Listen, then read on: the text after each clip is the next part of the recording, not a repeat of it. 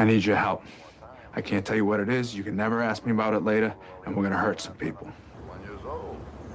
Whose car are we gonna take? I have a lot of things I want to get off my chest.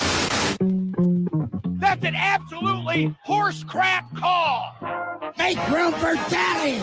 But they are who we thought they were, and we let them off the hook. Chicago is. When's this open, Doug? This is Middays with Matt. He said play a bump, not an open. Is this when I start talking? Seems like it. All right, it is 1:51 and 33 seconds. Yeah. Omaha Central Time. My name Standard is for a few more days. My name is John Bishop. What up?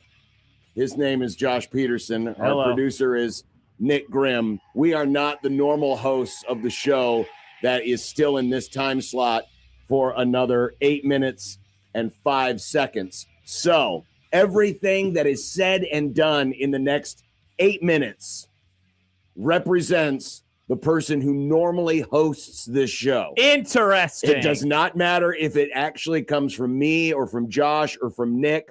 All opinions heard in the next 7 minutes and 45 seconds represent the normal host of this show, Matt McMaster. I hope the Bears move to Indiana. With that said, my name is Matt McMaster. I'm from Skokie, Illinois. I like the Bears. Bears. The Bears, the Bears. I just got the a Bears, text the Bears. message. LOL, why did Matt have to leave in such a hurry? Matt is learning a valuable lesson at this moment in time. Schedule your flights differently. Schedule your flights different. And also, if there's no crossover, that doesn't mean you just get to leave at 1:45.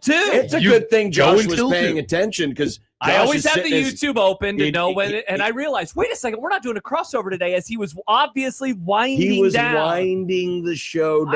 I'm going to Chicago. I'm going to Chicago. Didn't even think of it. So I'm going to I'm going to spend the next 6 minutes and 50 seconds. Yeah, good math. RSVPing to Excellent. Thank you. I knew there was a reason why I kept this in the car. Many people want us to say slurs, but blame it on Matt. Well, I received an email today saying we're not allowed to say slurs anymore on the radio. Mr. H. Mr. Program Director Mr. over here. H is Matt's favorite I can't slur anymore. I can't Like believe half you. a dozen swears on this station the Oh, past week. wow. Let's button it up, boys. Holy crap. This is one long-ass website you've got. It's the URL that was given to us. Matt, you know, well, I don't want to say it on the air. Yeah, Nick doesn't want any. Don't dox the wedding website, No, I'm not please. going to dox the wedding website. But have you seen the length of this? This is where we go. Yeah, I typed it in, and I Holy RSVP'd. cow, that is a long ass website. I mean, I understand. Would you why. rather I could just No. I text it to understand. you? I understand why it's a long ass website. It is on there, Yeah, March 1st. What is today? It's February 26th, John. Yes. It says Wow, very early. RSVP by March 1st. By March 1st. So my thing is Josh has been bringing it up. He's like, well, you don't have to do it until a certain day, so I should just wait. But is that how you just live your life? Do you just live your life waiting until the very last minute to do every single thing? No, I actually am. I do a lot of stuff before I Then need why to are get it you done. being so When did weird you about return this? I'm not movies to Blockbuster. I'm not when I was finished watching them. I'm being weird about it, Nick, because I'm just trying to give you crap for it. Oh. That's is there why supposed to be a space there between the .com and then the start of the rest of the No. URL? No. So it's all one word. Yes. Holy mackerel. I'm making fun of you, Nick, because, well, first of all, you the first time I made fun of you, like a half hour ago, you had a nice little quip, but now you're being old school defensive, Nick, even though you don't have to be defensive about this. I'm not being defensive. I'm just thought of this after that. It was like when you're in the shower and you think of a good comeback. If I have an invite and it says RSVP by blank, if the person more than a week before that is like, why haven't you RSVP'd yet? I wish I would have realized it in the moment last week when I quickly did it. I just realized something. Are we in the wrong Nick changed it. I think as a bit, but yeah. I think we should switch it to I Unsportsmanlike. see. because Okay. Sorry. You can just see an don't. S in between my name. I don't know where this place is that Don't- I'm agreeing to go to. All right, awesome. It's on the Google. This is very exciting. This is very exciting. No, I now just Sean has realized left. I Why'd you- wasn't. Bye, I John. didn't leave. I swear to God, I didn't touch a thing. All right. Just wanted to make sure I was in the video stream. Am I in the right camera? See, all of it, everything. You're not. I'm not on the right camera. Everything has been messed up here. Thanks, because of Matt this. McMaster. Everything has been messed up. Yeah, it's But tough. again, this is technically It's not not our show. fault. For another 4 minutes, Yeah. it's not our show. This is really impressive I'm gonna how not send long you guys this. a note, okay? What's going on? Oh, you don't have to send us a note. That's fine. Mhm. I think I said, can't wait to be there. Wow. Oh, next gen is blank. That's cool. Look at that. What is happening today? Wow. This I'm is gonna unreal. blame Matt again. By the way, Uh-oh. my wife is listening, and she said Have I we done need to ground Matt from his Project Hail Mary privileges. Oh, Matt, you need to go to your room. without dinner? There was another coworker who was walking by the bullpen, which is where John and I sit earlier today. By the way, did we say that this is brought to you by Everlevel Concrete Repair in Omaha at everlevelconcrete.com? I just want to make sure, even though the crossover is not. canceled, I just want to make Could sure. I ask one more thing real quick? Of course. Why did you have to use your whole name instead of just using Nick? That would have been 4 less characters. That's a great question. And so this coworker Just of a ours, reminder for next time. nice. This coworker of ours walked by the area, and they were on the side of the office where John sits, which John's desk is next to Matt's desk. and said, Famously. have you ever noticed that he just leaves all of his drawers open? They drawers too? To which I'm Drawers, too. never on John's side of the desk, so I never see Yeah, that. I don't notice it because there's a little divider there. That is quite wild. I don't know why he would do that. Why would you leave your drawers open? By the way, Prison Matt wants to know, is Odson's mic off, or is he just being a quiet little guy? He's just being a quiet little guy. You got to speak into the mic. I'm here if you need me. Nice. What do you got, John? What's 2 minutes and 20 seconds before the Grum before starts? we start. Nice. Awesome. By the way, Matt has chimed in talking about how it's funny that we're finishing his show talking about an event that he wasn't invited to. I bet he would have RSVP'd very early. He would not have. I bet he would have waited 2 minutes after the deadline and be like, hey, is it too late? By the way, did you add a note to the couple? I said, can't wait to go or be there. This is my note to the couple on the RSVP. Glad I got this in 3 days before the deadline. Nice. John did a John Bishop on my wedding thing. On a scale of 1 to 10, where do we think? Oh man, I got to put in the email address with all the email changes we're going through. I'm afraid this might get lost. That's a good point. You don't have a John. personal email? Well, I do. He does. He doesn't You know like what? it, though. It's I'll on use- Gmail. Yeah, but everything's now on Gmail. By the way, 90 seconds left. Scale before of 1 to the 10, pages like and dislike of the Grum, or just the station. Think 1, she's like in love with all of us. 10, she hates our guts. She watches. That's not answering the question though. 7. Yeah, that 8. sounds 6, 7. Nah, Yeah. she hates Really? that She joke. She thinks Yeah. she doesn't like us. Well, You now, think- I mean, you think given we don't like that us? we're having a lot of fun with the RSVP, No, I feel like Nick's again, gonna the get in only a little reason- trouble tonight. The only reason I'm doing this has nothing to do with Nick or Paige. We It had to has kill time. we had to kill time because Nick- we were asked to work overtime. Nick was adamant that we do this today, so it is Nick's fault that we're discussing it on air. I There was it in the is. middle of prep, and suddenly Nick wandered on over, and I was like, "Oh, I wonder what he's coming here for." Can I show at And then he least was the like, "It'd be top a half real of it?" I just shame, wanna- John. Can I show the top half of this if I cover this up? Is that Not her acceptable? last name. Oh, okay.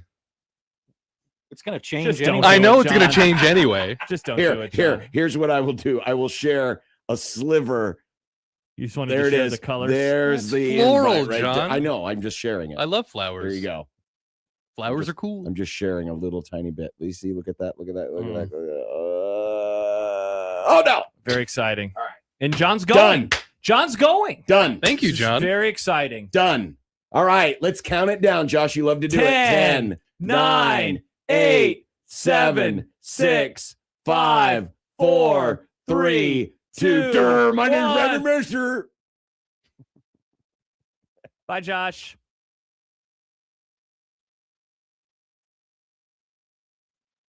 The program starts now.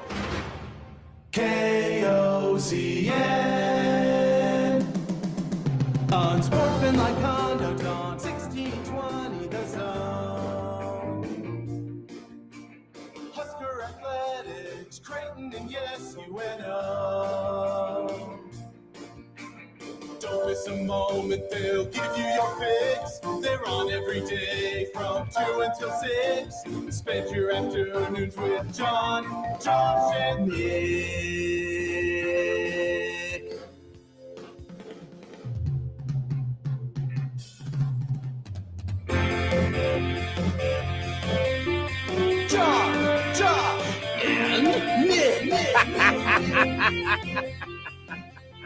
They'll show you what sports talk really is. Yeah. No, the save the date didn't work, but I was the one that suggested, what would have helped get more RSVPs in? A save the date for the RSVP. That's Deadline. true. Unsportsmanlike conduct on 1620 The Zone. Husker Athletics, Creighton, and yes, UNO. Whoa, did you read the fine print on this, by the way? No. I mean, I probably read it. I don't remember it. After the cutting of the cake, we'll have human sacrifices. Oh, I mean, man. wow. It's traditional, guys. Wait, it's a traditional you wedding. said I'm the murder guy and you bring up murder? It's not a murder if it's wedding tradition. Interesting. That's just how it is. God, very. you act like you've never been to a wedding before. Yeah, jeez. Yeah. Can't wait. We forget Josh had a non-traditional wedding. He got married on top of a mountain. On top of a mountain. Yeah, I bet there was dead bodies in that mountain somewhere. There were women sunbathing up there. Ooh, I bet the Donner. There were. I bet the Donner party crossed by that mountain at some point. You know what during they their might trek. have. May they rest in peace. May They- rest in peace. Did the sunbathing women clap for you after They did. the- They were super excited. It was really weird. Like, we went up there and we were in the mountains, and Dave Tepper was there with his wife, and then there were women You could- sunbathing. all that space. I know. All that space, and they couldn't. Who was there first? They were. Wow, so you guys got married in couldn't- their you guys sunbathing spot. Couldn't find an empty spot on a mountain. No, it was a specific part of the mountain that our photographer was like, "This is really pretty up here. If you want to do it here." And we're Well, like, I mean, sure. I'm sure They there were a weren't lot there. They were like far away from us. I mean, they were close enough we could talk to them. Tepper Well, was like, if you know they what this were- wedding needs? Sunbathing women. If they were And they were close there. enough to be able to applaud the wedding, then they were close. I guess that's true. That's I mean, true. this isn't like being. You know me, I This project wasn't my like being voice. at Woodstock. Where That's people true. were having the sex and the acid parties like miles Like away. the grim The wedding. sex and the acid parties. Mm. Well, Mhm. I mean, look at if you know about Woodstock, there I'm was a lot very of familiar with a lot Woodstock. of sex, mud, and acid, Mm. and occasionally some rock and or roll. Nice. Very nice. Yeah. Anyway, welcome to the Grum that is now officially started. It's good to be here, John. It's Brought great to you be by here. Union Bank and Trust, where your money has people. I mean, this is usually the segment where there is like some there's crossing over of sorts, Why it's called the crossover. but there's no crossover today. No crossing. Though that crossover that we didn't have was powered by Everlevel Concrete Repair in Omaha. at everlevelconcrete.com. A great segment. Good job by all. We got some RSVPs in. I did. I got had my some- RSVP in. I'm good to go. We had some jokes. Yeah, good times. Very good times. Thank you for RSVPing. You're Mhm. welcome. Now that we've all taken every act, we've done everything we need to do. Yep. we And can- how are you doing, John? You're here. This is a stunner. Yeah, I'm surprised. I was surprised to see you. When I pulled into the parking lot and saw John's car, I thought, did he spend the night in Omaha last night? What is he doing here? When I did actually not came back spend to the night talk in about Omaha. or to talk to you, I didn't think about the fact that you were here until after I'd left. I'm like, wait a minute. This is the day after a game that ended very late. It was probably triggering. And it was kind of a bummer of a game too. Yeah. Hence the triggering. Well, this is the price you pay for having a tiny baby dog so this dog's barking, huh? that howls when he wants to be let out of Howling his Woody. 15-foot high steel cage. I remember when my Woody was howling. Howling Wood sounds like the name of a It's- brewery. It's been a, Yes, it does. it's been a challenge Yeah. because I've had to adjust all my scheduling because, before, Riggs would just chill.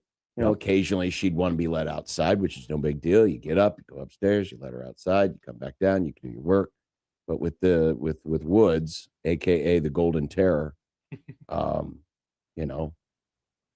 he's locked, still a puppy. he's locked there inside of his steel He cage says, and "Yip, he yip." wants out. And it's like, well, he's not barking yet, but he's just doing the whining, like puppies whine.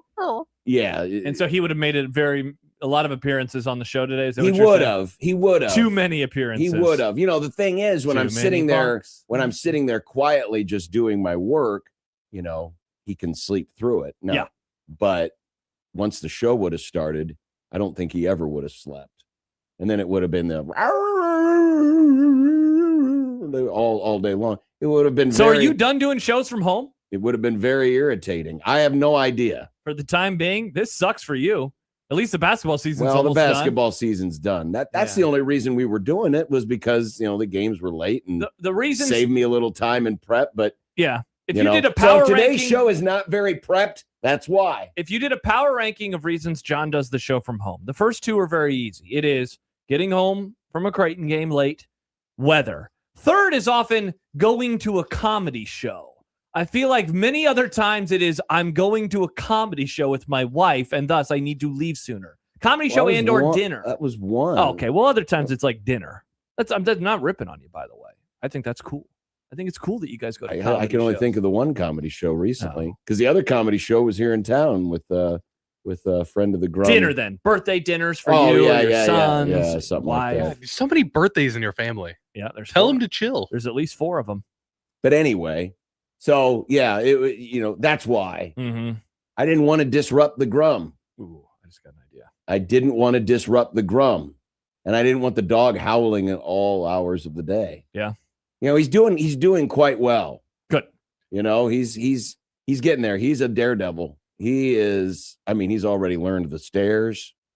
He's already, eating things he shouldn't be eating. Classic dog. Good dog. So today we went, now that the snow is gone, Folks. we can get out in the yard, which is so much better because now he can run around and, in that awkward puppy way that he runs around. With his big old paws. But today, Look at these paws. he talk about a multitasking. So he's found this spot. There's this old bush that we cut down a couple of years ago. Manscaped? You got to trim that bush. Yeah. And there's just some little residue and stuff. And he has Wood found the bush. He has found a lot of I don't know what they are, probably pieces of mulch or something, but just little hard. And he's digging his face in there and he's eating it and he's chewing on Cannibalism, really. So he pulls this thing out of the bush and walks out into the yard and immediately squats to poop. And while pooping is chewing on whatever this thing is he pulled out of the bush. He's a multitasker. I've never seen a dog do this. Normally, when the dog does their business, whether it's one They're or focused. two, they are focused. He's a multitasker. You know what it is? But It's like an iPad baby dog. I was going gonna to say, he's a Gen Z dog. Meanwhile, here comes Gen Alpha. Here comes the little, chocolate ice cream, out of the backside. And I'm like, dude, really? Does he get Serious? the red rocket going when he poops? Mr. Banks does. Really? Oh, wow, yeah. he must really enjoy pooping. He is a huge fan of it. I can't tell. Keep an eye on it, John. I'll Hey, try lipstick. not to. I'll try not to, but Yeah. Oh, we're watching the combine. Got huh? the combine on. Got sports on. Daytime You know, sports. this Omaha is- plays baseball at 3. Thank God. Nick, so I know that you're struggling with the whole what time and when you can do things by, but it's only 2:09 right now. Mhm. I'm not going to turn it to the thing and sit on the page that says your event will start shortly for an hour. Yeah, but even though that is more of a sport than this, No, but we get to see stuff. Look, they're running around, got their tights on. we get to watch Stacey Dales on camera say, "Hi, look at all these guys in their underwear behind me, and they're getting ready to do something." Compression shorts, but sure. What's the? It's defensive linemen and linebackers. Yeah, that's what I always knew. Should they separate them out by Whoa, position whoa, groups? whoa. Should they separate them out by position groups or by events? Like today, we run the 40. That'd be fun. Tomorrow, we do the shuttle. Don't the hate that next idea. day, we do the tug of war. I like all those ideas. I also don't care, though. I don't really watch the combine, except when we're killing 50 minutes before baseball starts. Do love baseball. What's up with college baseball being every day of the week now? This is new. It's God's sport, It's that's why. Not really. Is this just an early season thing? No. It's not on Mondays ever, except it was on Monday this week for some reason. It occasionally It has can to be because it's week 1. you got to remember. It you can got, be, but it you never is. Well, I don't think we've ever noticed it before. Around here, it's not on. Oh, when we have Skippy over here who wants to watch baseball every waking hour I of like every Nick- waking I like day. being called Nick Skippy. Nick is looking for baseball at all hours of the day. I think it's always been there. Okay. Because you got to remember, there's 200 and I can't remember the exact number. It's not as many as basketball, but you got over 200 college baseball teams. Yeah. A lot of these smaller schools, and they schedule these games with schools that are close by, especially those southern schools. I searched how many college baseball teams are there, and it says over 1,600. Obviously, that is all of the schools. Well, yeah, that's all of the schools. There's D1 over 300, John, according to. Oh, is it? According to D1 baseball schools, a complete list. I thought it was in the 2025 season. Over 300 Division I schools competed. That's exciting. It's exciting. Doesn't seem right, but I guess I will not. Wow, you need to get your facts right. You're the voice of the College World Series. Yeah, John. The Men's College World Series. Well, strangely, when you're prepping for the College World Series, you're usually not looking at the teams that are ranked in the 300s. That's true. They generally don't make the College World Series, and so that's. Could you imagine if they did though? That'd be funny. If what? The committee just threw one of them in there for fun. Just sounds like a Tony Petitti plan. S's and G's. Yeah. Let's invite all. Well, of the teams. I mean, Tony, it would be right up Tony Petitti's alley because a lot of Big Ten schools are probably rated in the 300s. Yeah, I'm just checking here. Ben is a jerk. Can't wait to watch all the Husker players at the Combine. Oops, never mind. Hey, I saw an interview with one of them today. Scott Docterman posted the video.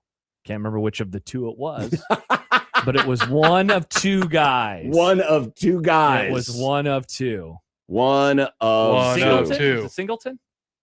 I have no idea. I did not see said video. All right. Have you seen Scott Docterman's video?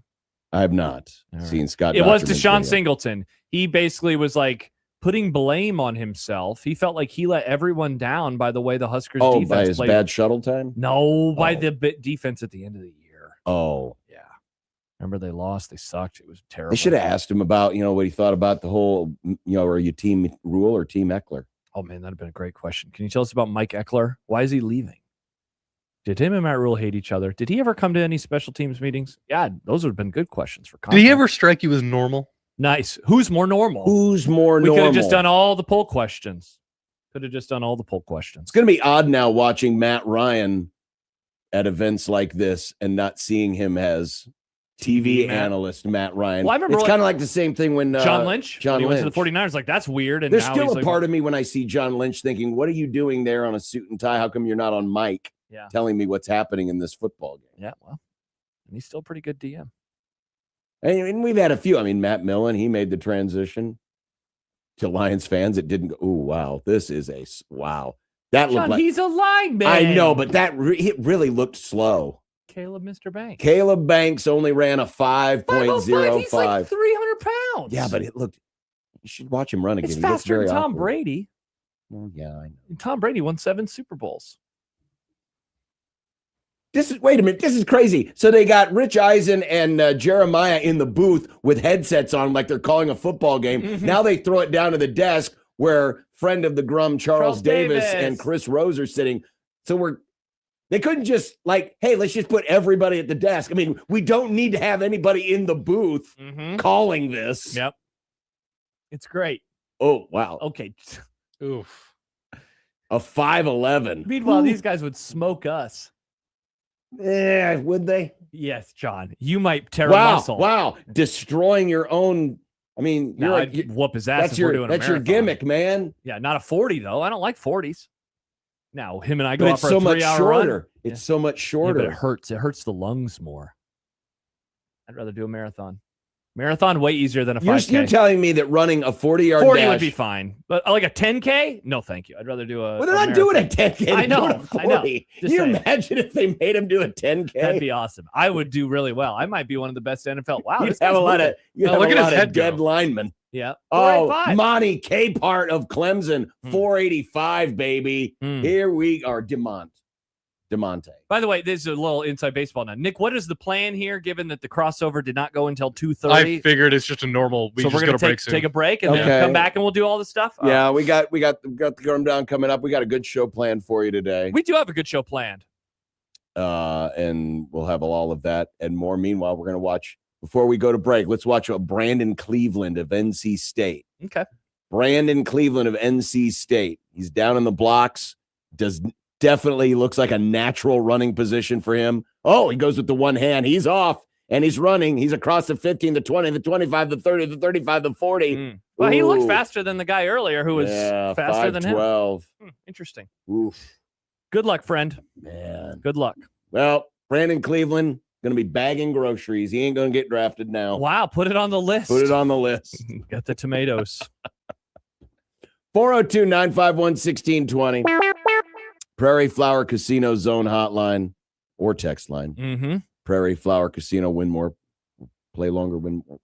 You got it. Play longer, win more. Play longer, win more. Yeah. Play longer, win more. Play more, win longer. Sound like that's what you were going to say at Well, first. well, if you're really good at how you play, yeah, you play more, you win longer. Mm-hmm. That's true. That's true. You can also tweet at us at USC1620. You can email the Grum. Oh, Zane Duran of Penn State. No wonder Nebraska got smoked. Look at that time. 476. This is why they got killed. That's why they got killed. Guess it makes sense to me. Now that's a That dude good is looking. yoked. That is a good looking running style It right is. there. Yeah. That is a good reminds me looking of running me. style there. Oh, and he kept his earring. Look at his earrings. Oh Those my are God, they look flopping. like they're gonna Cut him?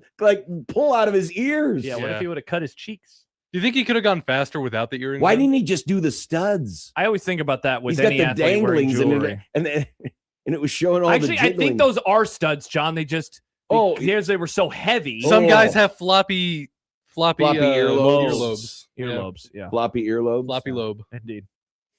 Equitable Bank Zone inbox. John at 1620thezone.com. Josh at 1620thezone.com. That's the Grum. We are next. We are here. We are live. Happy and to be we are here. doing our full show today. We're not- doing more than our full we're show. Not True. going, we're not going to just ditch out at 5:46 because we have a plane to catch. and have the after hours. Sorry, guys, you got to do an extra 15. An extra 14 Actually, you know what? minutes. I kind of like that idea. Maybe we should do that at the end of the show today. That's assuming they're here. I don't know. We if call they're that the here or not. not over Yeah, that's instead true. of the crossover. Yeah, we got to figure out if the sports schedule allows it tonight. 1620 the zone.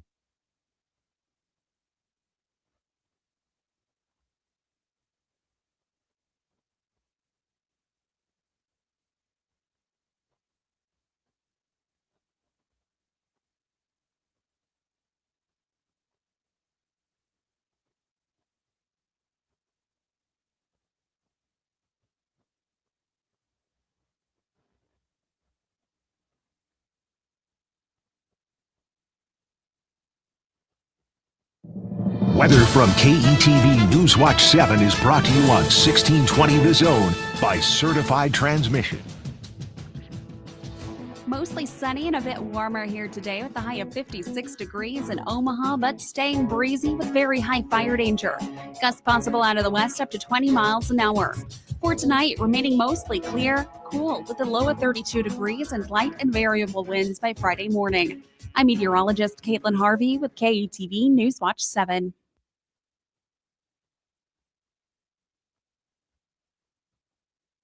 Celebrate 50 years at Sid Dillon Chevrolet. You pay what we pay on over 125 select new Chevys. Shop Nebraska's #1 volume Chevy dealer group or at SidDillonChevy.com. Together, let's drive. You are what drives us, Sid Dillon. Short on cash? Get 2 weeks free this month. Furniture, appliances, electronics, or even tires today. And no credit is needed at Ace Rent to Own.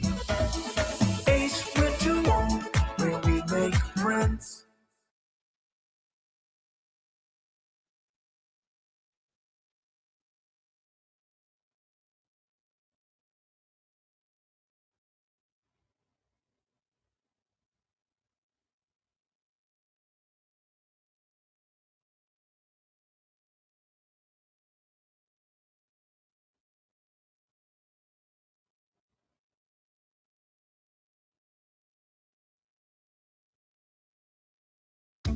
It's time to license your pets. If you're a pet owner in Omaha or Sarpy County, you're legally required to license by March 15th. For more information, nehumanesociety.org. It's one final home game and a chance to lock in a top 5 spot. The Creighton Bluejays host the Providence Friars on Senior Day. Pre-game coverage begins at 3 p.m. Saturday with tip-off at 4:30. The Creighton Bluejays Saturday on 1620 The Zone and 101.9 The Keg.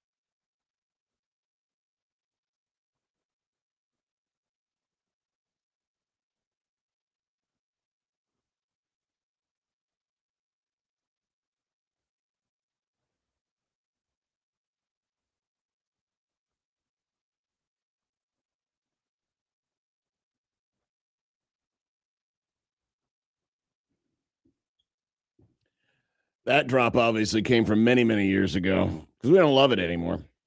So crooked and disgusting. What was it? I didn't even hear it. The college football, we love you. No. Oh, yeah, that was your voice. We dropped that many years ago. Oh, good take, John. It used to be good. Can you believe there was a time where John actually liked football? I honestly can't. Speaking of football, it is very convenient that as they run the 40-yard dash here at the Underwear Olympics, they're literally starting at the goal line and running to the 40. So you don't have to even measure it out, right? It's pretty sweet. Yeah. I mean, they just need to show up and say, start here, finish there. We'll just set up our timing. Now, how embarrassing would it be for the Colts if someone decided, maybe we should just double check this, and they pulled out the old tape measure and they realized it was like 38.5 yards. That would be tough. There was a marathon a few years ago. It was supposed to be a Boston qualifier. They measured it wrong. It was too short. Everybody who thought they qualified didn't qualify. Was it 20? Was it just 25 miles? I don't know what it was, but it has to be 26.2. And it was not 26.2. By the way, multiple people have asked about this, and I don't know anything about it, so I will ask you. Okay. Aaron in Papillion writes, John and Josh, I missed the start of the show, but if you haven't commented on John's interview with Conan, I think you must. I went to the game with a friend last night, and we turned on the postgame with John on the way home. The best part of the day was the interview with Conan. Not one, but two BS drops. Yes. And we were laughing so hard, there may have been a third. No, there was only two. It is in his first language, so if you have to, give him a pass. John didn't even flinch. We were wondering if someone was writing him a note saying, you can't say this on the radio. Anyway, well done, John. You handled it like a pro. And then he quoted it. We did some BS things. Yes. That explains the email from earlier. What was the email from earlier? Basically saying, watch our P's and Q's when it comes to what's said on the air. Nice. All right. I guess that makes sense. Yeah, he did. But it's, I truly think it was one of those, English is not my first language deals. And because maybe he thought crap was the curse word instead of, or I mean, in other countries, they're a bit more lax about words that you say. Yeah, well, but I don't even know it. I don't even know if it's that. I think it's just, it's based on how you learn the language. And because I don't think he's aware that it's taboo. It's hard to explain, but I kind of understood why he said it. He didn't say it in anger. He didn't say it in frustration. I guess it was probably frustration because they did lose. I don't think he said it because he's laxed in anything. It's just that that's how he learned the language. Exactly. It's how he learned the language. Yuki Tsunoda, Formula One driver from Japan. Weeb. He learned how to speak English through the other drivers. There's a lot of cursing that happens. Right. I don't care that he said it. I think the S word should be allowed on the radio. It's an easy word. I was thinking of I was thinking of poor Jake last night because I was wondering if he had hit the delay or if he even caught it. Because Conan speaks with Conan speaks with such a thick accent that if you're not like paying really close attention, it could slide by. But I heard it the first time and I was like, and then the second one came like 3 sentences later. Nice. Good for him. Not good. Not good. Why was we don't like 1620 the Jays podcast feed this morning? I guess. I always wake up and the first thing I do after Creighton games is listen to, usually it's when I'm sitting on the toilet.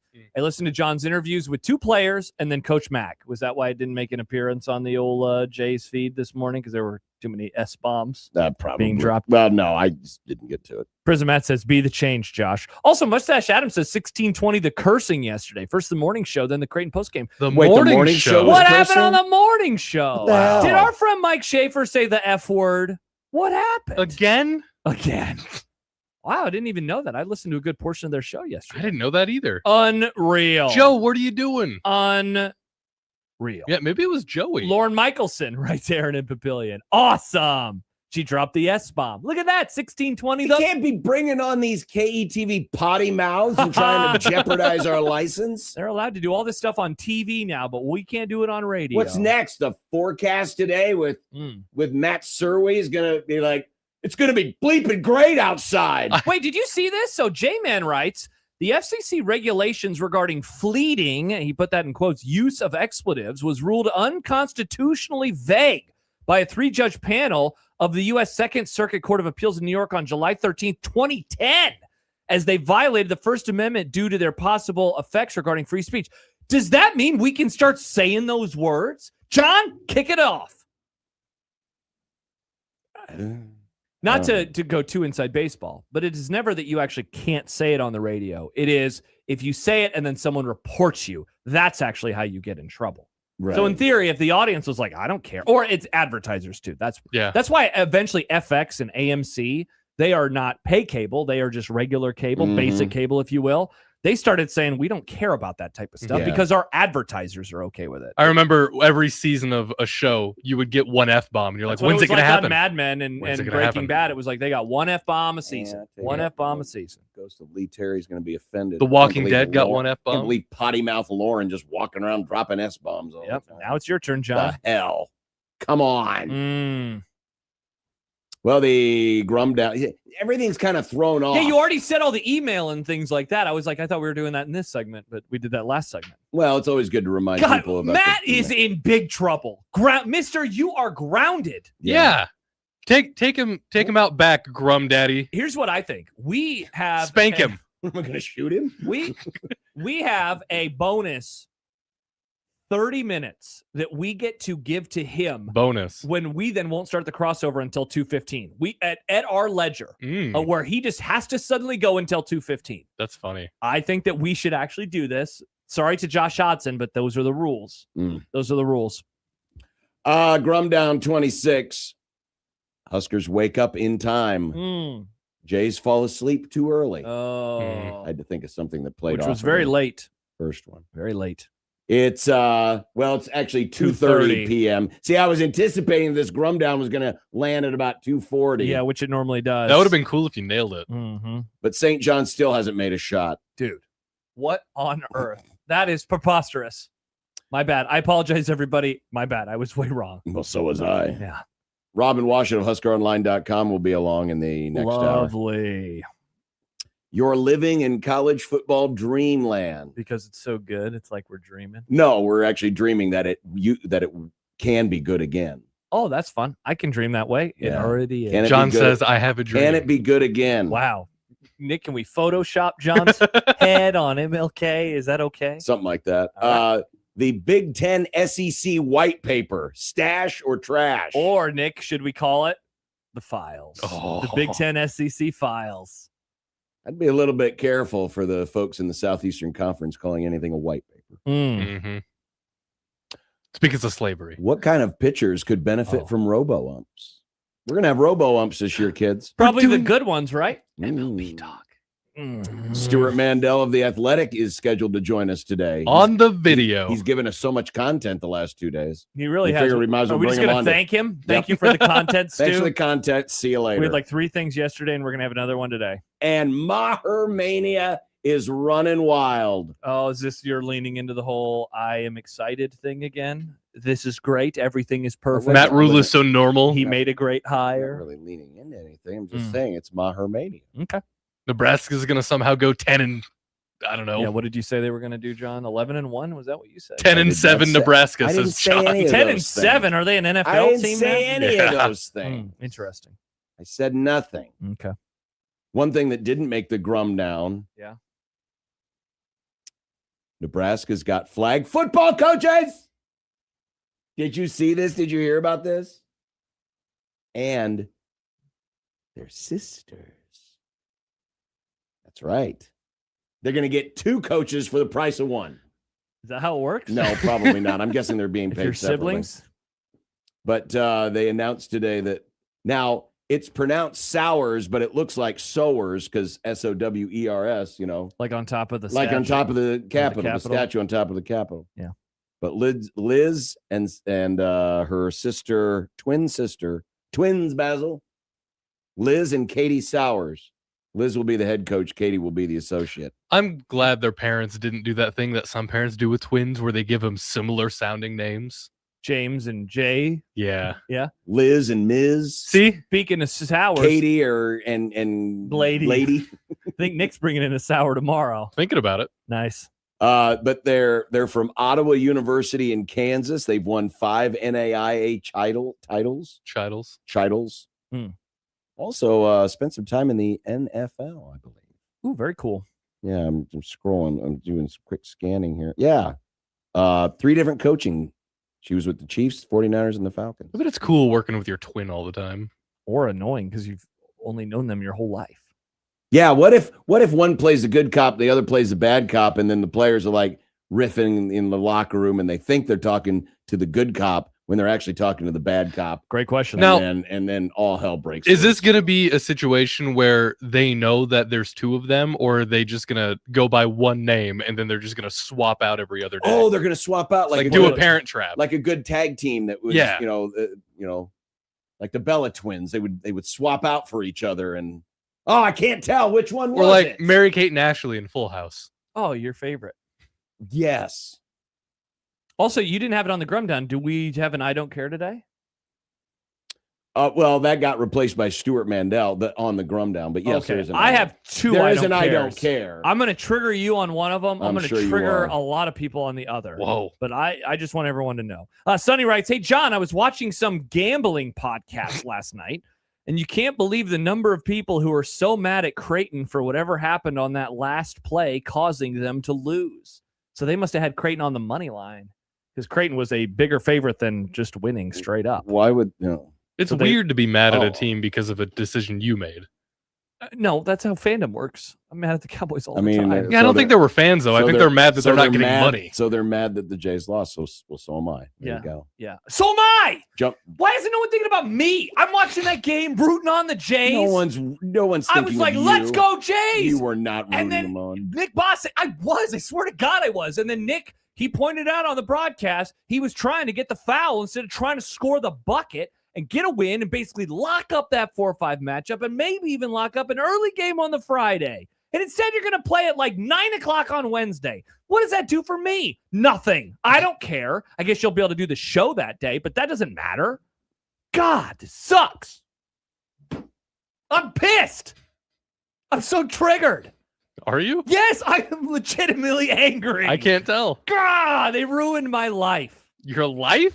They ruined your life. At the very least, they ruined my Thursday in 2 weeks. It's not over yet. Technically, there's still, if the season ended You can't today, beat they'd still DePaul. be You in can't fifth place. beat who's No, next? okay. Providence or Seton Hall, John, whatever it is. The real reason John's mad is because 2 weeks name's from Josh. Josh is mad is 2 weeks from Thursday. He was going to get Popeyes or something God, that sounds amazing. because he Nick. knows what he's going to eat a month ahead of time. Well, no, because he has to order today in order to get it on time in 2 weeks. I don't have any dinner or lunch plans yet for 2 weeks from today. J-Man, poll question. Is Josh really angry? What do I need to do to prove it to you? Do you want me to record me rooting for them next time they play? No, we've already Saturday? We've already heard you being recorded rooting for your team, and that didn't go well either. Well, it did not. They famously lost that game, and a lot of other stuff happened too. Whatever happened to the person who recorded that? No idea. No idea. Anyway, Yeah. There you go. Yeah, it was frustrating. Yeah, it was. Preach on it, John. What can I say? I have all these takes written down. Missed too many damn Should have been up by shots. more at the damn half. What the hell? They were only up by 8. It could have been more. It could have been more. Good Lord. It We could have led been for more. like 35 minutes. I know. Oh. I'm aware. I didn't bet on the game. I just want that on the record. I don't even gamble anymore, but I'm mad. I was thinking about you and how happy You could were have been. not thinking of me. I That wanted was the to- last thing you were thinking about. Look, we're in agreement. We're both pissed for different reasons, I but we're agree. both pissed. Well, when we come back, Another segment still. Well, yeah, it's another. So many segments so far today. We do have a lot of segments today. A lot more segments than we normally have. Yeah, thanks a lot, McMaster. We haven't had this many segments in actual years. Yeah, Hey, seriously. you know what? It could have been worse. What? You could have been St. John's. You know what? That's true. Got him. Thank God I wasn't rooting hard for them last night. Yikes. They suck. 16-20 the zone.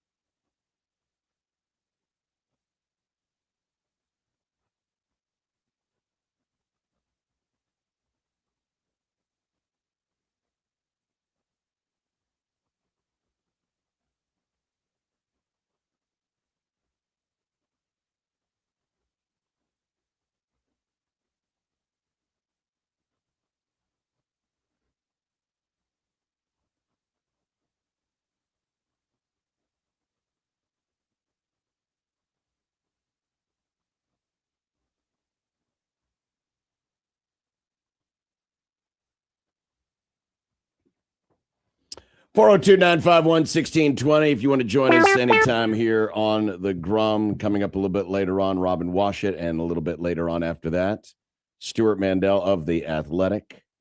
There's a white paper going around from the Big Ten and the SEC. It's funny how these conferences can't get along when it comes to a playoff format, but when they start talking about their money, oh, yeah, this is my buddy. It's like they are boys, except like this huge thing, but they're boys at all the other stuff. Yeah, it's like these two billionaires who are rivals. But then when someone suggests, hey, maybe you guys should pay a little more in tax, you shut up. I've always been a fan of Bill Gates, is what they would say. I wouldn't say it. I'm a Mac guy. The Nebraska basketball team pulled one out last night against Maryland. Probably a little tighter than a lot of folks thought. But as I told you on yesterday's Grum, this team had been playing better as of late. Picked up 3 wins in 5 games against not certainly Nebraska level competition, but pretty good competition. Then why'd you pick Nebraska to cover in content, Mr. I knew what I was because I guess I had faith in a bad program. If Fred Hoiberg wasn't spending all his time gallivanting about the internet, talking to talk show hosts and shaming Iowa fans, maybe he could have focused on a little bit better coaching and they would have covered. Stop shaming Iowa fans. Are you saying Fred Hoiberg is the new Matt Rule?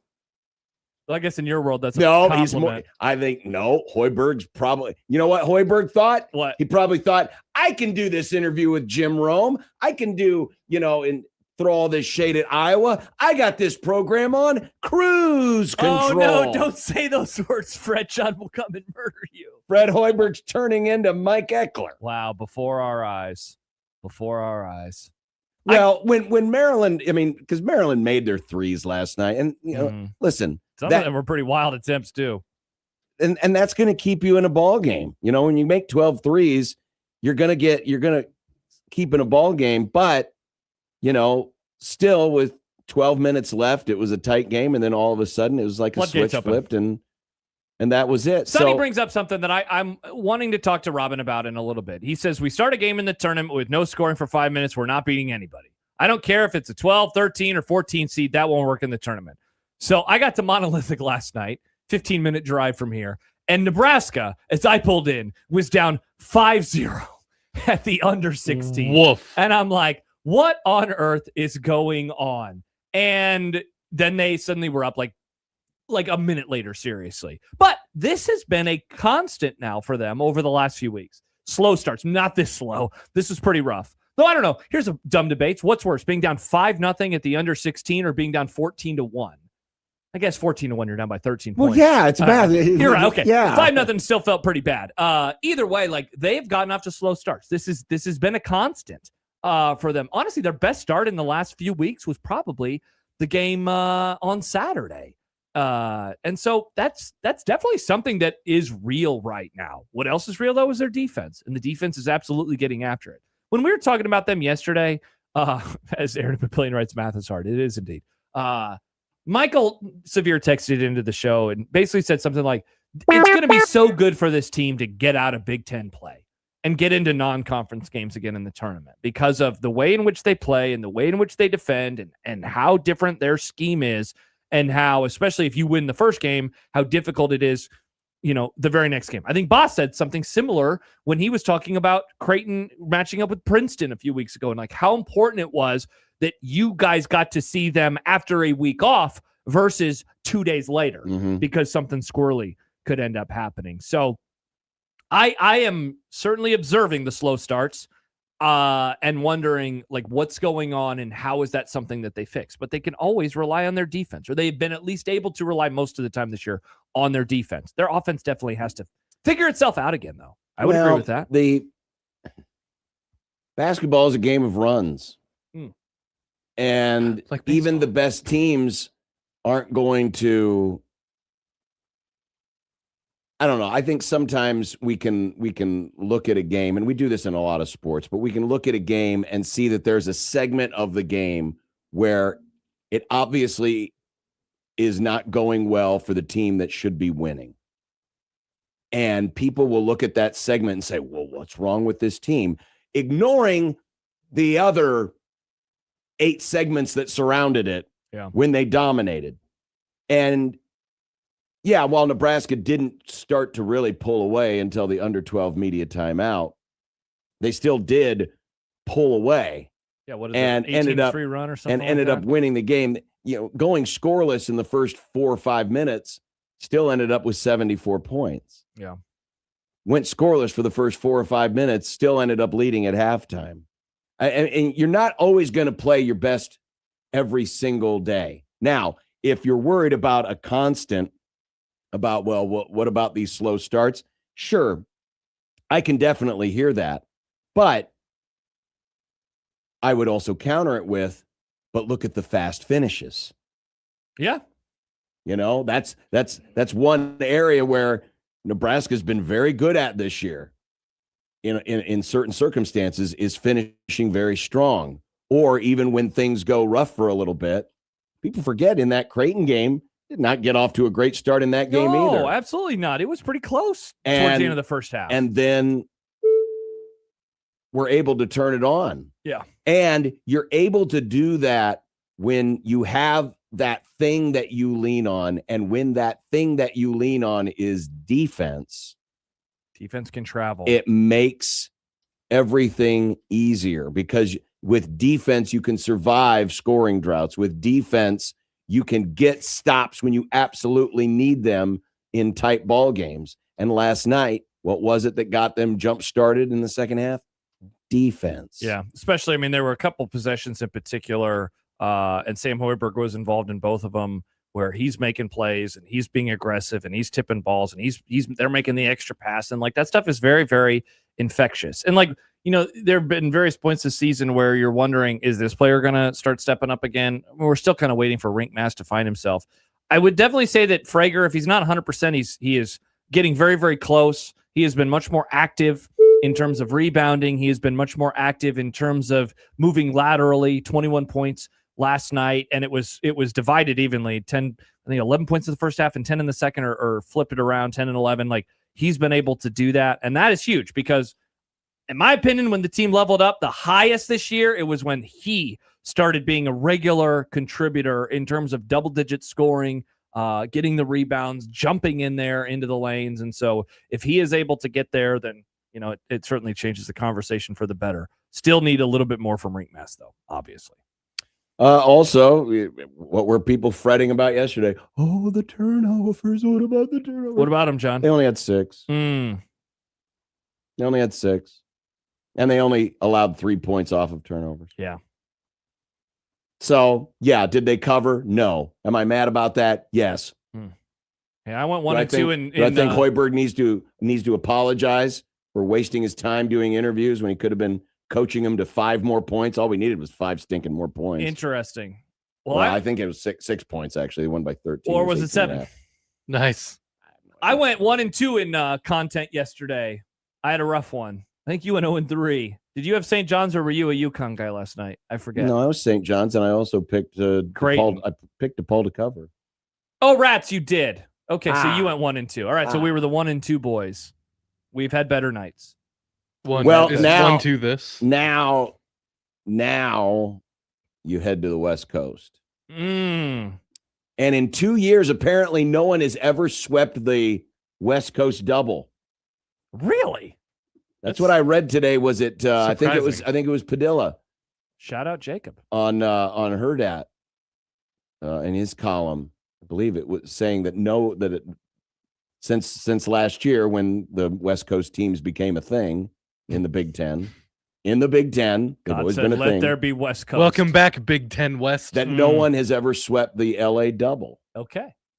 So there you go. Nebraska could be the first. Big opportunity. Maybe that'll offset losing in the first round of the NCAA tournament. That wasn't a laugh. What? I'm just saying, if you do that, then maybe that would offset if they were to lose in the first round of the NCAA tournament. Oh, definitely. Yeah, then folks will say, you know what? West Didn't Coast. win that tournament game, but we were the first team to get the LA double. Wow. Thank God. Put it on a shirt. Hang that banner. That could be a banner. We got with LA double. with all the people that make shirts over the weirdest, dumbest things, that probably His will name be on a is shirt. Josh Bat, and the company is Triple B. You monster. Well, it's more than just him. LA There's a lot of them. I the see a LA lot of double goofy animal shirts style. everywhere. That's where the shirt. Well, I mean, we're going to be doing merch, I hear. Maybe we can make that a zone shirt. Haven't we talked about this for the last 5 years? I'm trying to wish it into existence, John. Me Wish too. casting. You know what I'd also like? Sweet Studio. Well, I think that's happening. Seems like it. The will. rumors on the streets, John, are Trying that to we're ma- going to have a different background soon. I'm going to try to wish it into existence. All right. Good job. Manifest. 1620 the zone.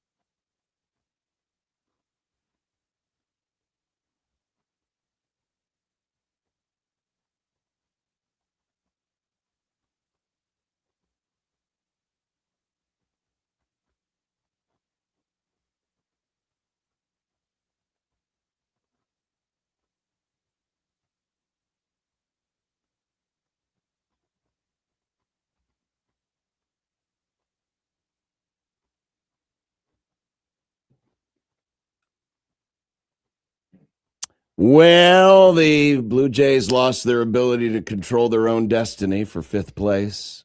The Demons won. Their Demons won. I mean, same score, too. That's crazy, isn't it? How often does that happen? Rob Anderson, of course, immediately was looking things up. Last time it happened with 2 teams same season was like 65. 19? 1965, yeah. They weren't playing basketball in 1865. You don't know that. You were Well, alive. the game wasn't invented until They literally hadn't invented it yet, Nick. like what was it, the early 1900s, I believe it was. James I don't- Naismith. I don't remember the exact year, but anyway. Peach basket. Yeah, I mean, there were opportunities to pull away in that game, but you know, even though the turnovers weren't abhorrently bad, they just seem to be ill-timed. And then, Yeah. when you know who won the pony, get another 4-minute long field goal drought. Now, they did score in that time. They got to the free throw line. But how often this season has a Creighton game featured a 4-minute plus long scoring drought? John Walker had a stat, and I believe now, if I'm remembering it correctly, that he quoted it was 3-10 in games where Creighton has had a 4-minute long scoring drought. The Jays are 3-10. The Jays are 3-10. Now, again, last night, inside of that 4-minute long field goal drought, there was scoring. They did get to the free throw line, but they did not have a field goal in 4 minutes. So this is not quite the exact same stat. But in that time, DePaul was scoring field goals and cutting into the lead, and then eventually got the lead at the end. Which is wild because they had their own, 8 minutes? 8 minutes without a field goal. So just a field goal, the DePaul Blue Demons. They missed 8 straight field goals, and yet they still finished 50% from the field, 50% from 3, and a preposterous 57% on all shots in the second half, including 66.7% of 3. Oh, good work. Yeah, and they're not a three-point shooting team. Ridiculous.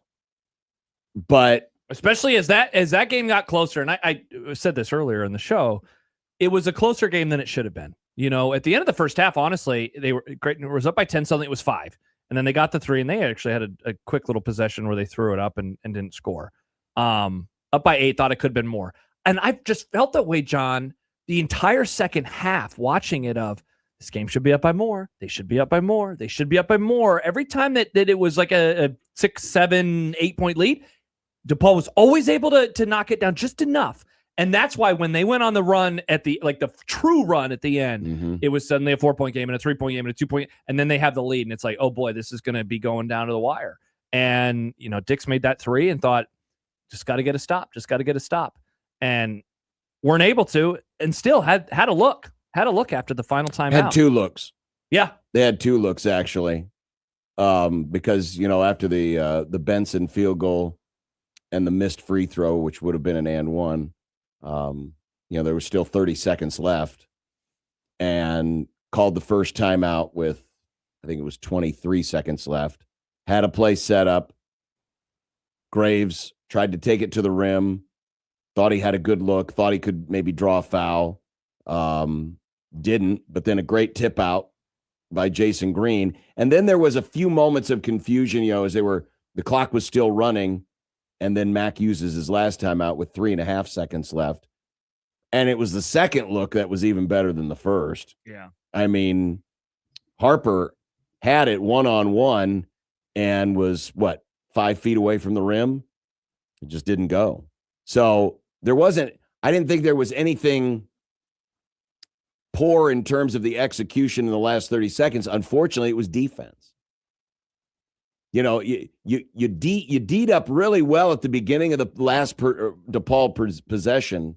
You get the tie up. You don't have the arrow, but you get the tie up. There's only 10 on the shot clock. And then as Mac told us last night, they did something. Creighton missed an assignment and did something they hadn't done all night long. It led to the wide open look. Benson knocks down the dunk, gets the foul. Yeah. And completely turns the game around. And yeah, you're right. There were opportunities where they could have pulled away, but DePaul just hung around. And that's the difference. Creighton does not have a shot maker. They don't have a guy where, okay, we need buckets. They have guys that can make shots. And certainly last Wednesday when they beat Connecticut, Dix made shots, Harper made shots, but not a guy that is a constant shot maker. And that's why some of these droughts happen, because there's not that one guy where you're like, man, we've got to make sure this guy was shut down. And I didn't really ask about this last night, but I thought DePaul did a much better job against Fedor Zugic after Zugic got off to a great start and had 13 early points, but didn't score after that. So unfortunately, when you don't have those types of people. You're going to have those scoring droughts. You're going to lose those. You're going to miss those opportunities to extend leads and to extinguish hope in the other team. And as I said yesterday, this is a DePaul team. This is not your Big Brothers DePaul. This is not your Big Brothers DePaul team. This is a different program. It's a different program that's predicated on defense. It's a different program. It's predicated on defense. You can see it, man. You could see it in the first one. In a way, I'm even more impressed by their win last night. I thought that the first game, the right team won in the end. I did not think that the right team won last night, and that is a credit to DePaul and what they were able to do. And Chris Holtmann already doing what he has done for this program in such a short amount of time is very impressive. Because they have stunk. They have stunk. Well, yeah, they've been the dregs. They have been the dregs of the power conference basketball for years. For the last, like I said, they're trying for the first time in 20 years to not have to play a first-round conference tournament. Yeah, they brought that up on the broadcast again last night. It's like, man, they have never not played a first-round conference tournament game. Yeah, and now they control their own destiny. They have Marquette left. They have Villanova, or was it Villanova? Oh my God, I can't believe I had it memorized. They had Marquette Butler, Villanova, Butler. Yeah, and the last two are at home. And the last two are at home. Last road game is Sunday, and then home to finish up the year.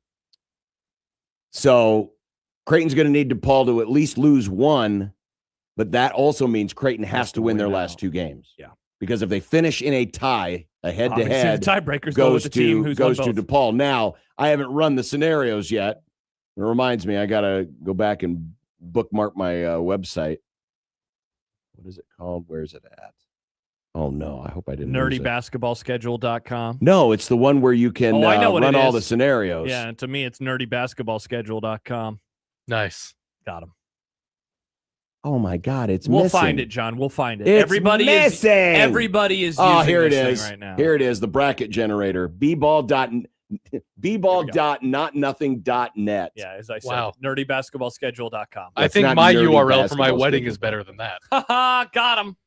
Have you RSVP'd yet? To the wedding? Yeah. Yeah, it did. Okay, I just want to make sure. Don't you remember? We did it during the... I thought, sorry, I was just trying to make a joke. Oh, yeah. Cool. Yeah, very funny. Funny. Obviously funny. Obviously funny. Very funny. Mm-hmm. What are you doing? Are you predicting some stuff right now? Wow. The default setting here on bball.notnothing.net has Creighton losing both the games. And not even winning on Saturday. Ken Palm, John. They go off of Ken Palm or Bart. What is that? My little Ken Palm. Mm-hmm.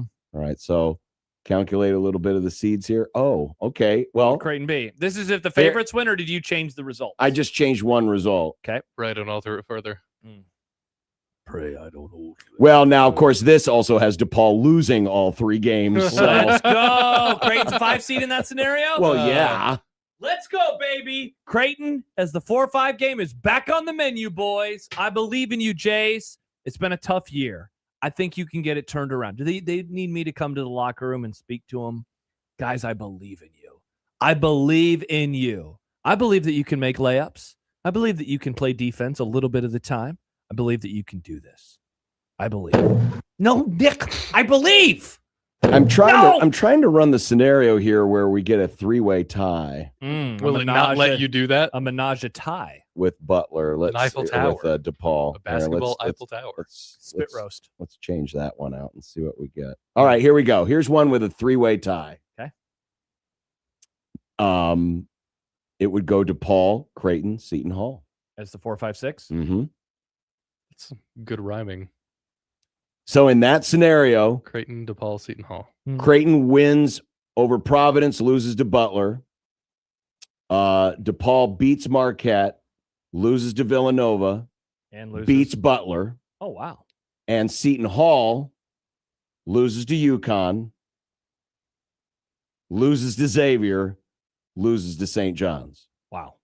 In that scenario, it would be a 3-way tie for 4th place at 9 and 11. DePaul would get the 4. Chance. Creighton would get the 5. Seton Hall would get the 6. All right. I like that world. That is a world. That's an America that I want to live in. How likely is that? The most difficult. I can't even weigh the most difficult in that group. They're all difficult. I mean, you're asking Seton Hall to lose all three. Ugh, that's going to be tough. Now, losing two of them because they get St. John's and UConn. Very doable unless St. John's decides to play like poop and never make a field goal again. The Xavier one is a little bit tricky, but Xavier's got good offensively if Seton Hall is on off day on defense. All right. Now, Creighton could help their cause tremendously if they were to win both of their games. Yeah, why don't they just do that? That would be nice. Have they But the Jays have not won back-to-back games in what feels like win. forever. Did you know last night when they were up? Well, it's when they first got up by 8. Yeah. Rob Anderson sent me the text. This is the biggest lead that Creighton has had at home in calendar year 2026. Wow. Because they played how many? When they were up by 8 it's only in the been first 2 half. months. That is crazy. That's because they have played so many close games. God, it really is like 2021 all over again. It's a weird year. Got to get it together. By the way, our young intrepid boy Matt McMaster. Oh, he did make it. He's in the air. He's about to be in the air. A couple things though. One, it sounds like he injured himself running in the airport. A lesson for all of us to Shouldn't learn. have been running the 40. But he just sent out a tweet. I have about an hour, or I have about over an hour on a flight. Over an hour, Matt. Over an hour on a flight to Chicago. I've realized I have forgotten my headphones. To entertain myself, I'm going to try and write down as many athletes as possible from takeoff to touchdown. We'll post results at the end. Over under 304.5. Are you going over or under? This is a great bit. He's just going to be a guy naming dudes. Oh, the over easily. Easily? You think Matt knows more than 300 dudes? I mean, he said athletes. Yeah. You think you could do that? Absolutely. Okay. All you have to do is just start naming players off of your favorite team and then think about rival teams. And then, Bruce Jenner was an athlete. Oh, Carl Lewis was an athlete. O.J. Simpson was an athlete. Wow, that you just started going Olympics. Well, you said athlete. I know, but I'm just stunned that you wouldn't have been like John Elway, Joe Montana, Peyton Manning, Tom Brady. Or why did you start with the Cubs? Yeah, I'm just stunned that I literally said you start with your favorite teams, then you move to rivals. And then if you just start thinking about just in general athletes, you start thinking about, Olympians. Venus Williams, Serena Jim Williams, Thorpe, Tanya Harding, Michael Phelps. I won't be naming I won't be naming any marathoners because that's not a sport. Oh, you stop it, John. Josh Peterson. Oh, do I count? If Matt writes me down, does that count? You are an athlete. You are legally an athlete. You've never been paid for your athletics. How come Boston doesn't pay you? I had a sponsor on a running podcast. Does that count? That's a podcast. Podcasters are not athletes. What are you calling Matt Rule? A non-athlete? Well, yeah, he's a coach. He looks like an Ewok. He's a coach and a very normal coach. Very, very normal. Before we go to break, we do have to mention the St. John's debacle last night. Dude, and also, does this happen? And also put up my graphic. Dude, how does this happen? This was shocking. Yeah, Not that they lost. No, but that they didn't score any points. St. John's went 0 for their last 24. Didn't score a field goal in the last 17 minutes and 28 seconds. Oh, my gosh. And went 1 for their last 26. Gross. It was the worst shooting performance by any AP ranked team in like 40, 50, 60 years. Gross. It was absolutely insane. I don't know how especially that's considering possible. how good they had been playing. Yeah. And it's not like UConn was wowing anybody. And now it's funny to watch all the reaction. And listen, I understand why you get it because you get the benefit of the doubt. Dan Hurley, great coach. They've won 2 national titles in the last 3 years. So I understand where it's coming from. But now it's funny, like all of UConn's ills are fixed because of this one game. Oh, and St. John's will never recover. Yeah. Now St. John's, I mean, legitimately, are they a team that's going to threaten for the national title? No. Hell no. No. But I would have said that. Yeah. I would have said that before last But night. now you're like, crap, how early are they going to get eliminated in the tournament? And last year they got eliminated, in the second round? Mustache Shadow must know how many Patinos is that. It is almost 70. It is 69.8. Nice. Yeah, 69.9. Nice. Very, very nice. I couldn't. Clarence, how's that possible? You could literally stop at half court and chuck it and make one. Seriously, if they would have spent the last 17 and a half minutes just shooting from half court with no defenders, they would have scored more points.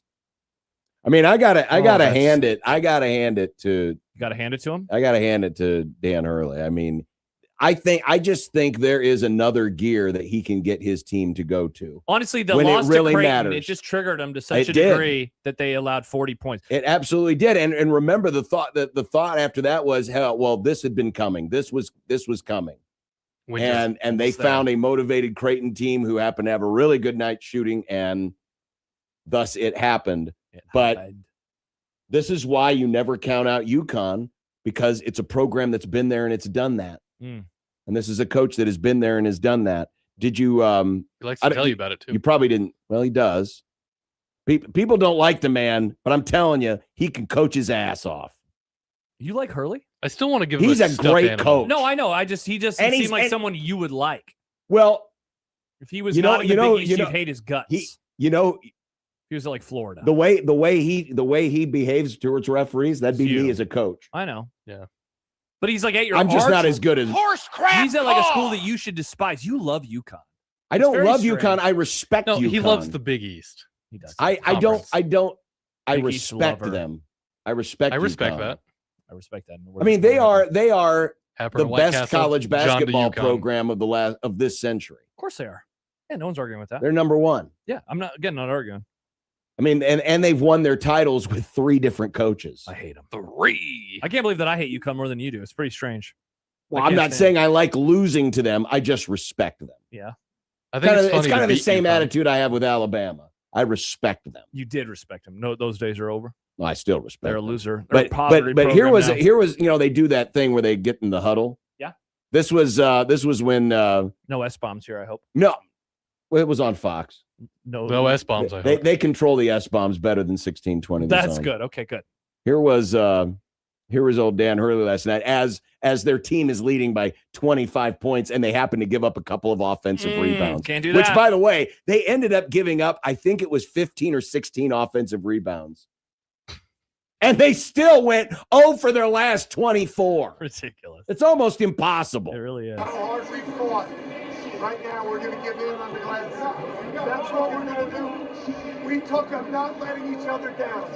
Don't let each other down. Don't regret something we watch on film where you could have dug a ball out. Don't give them life right now. Beat their ass.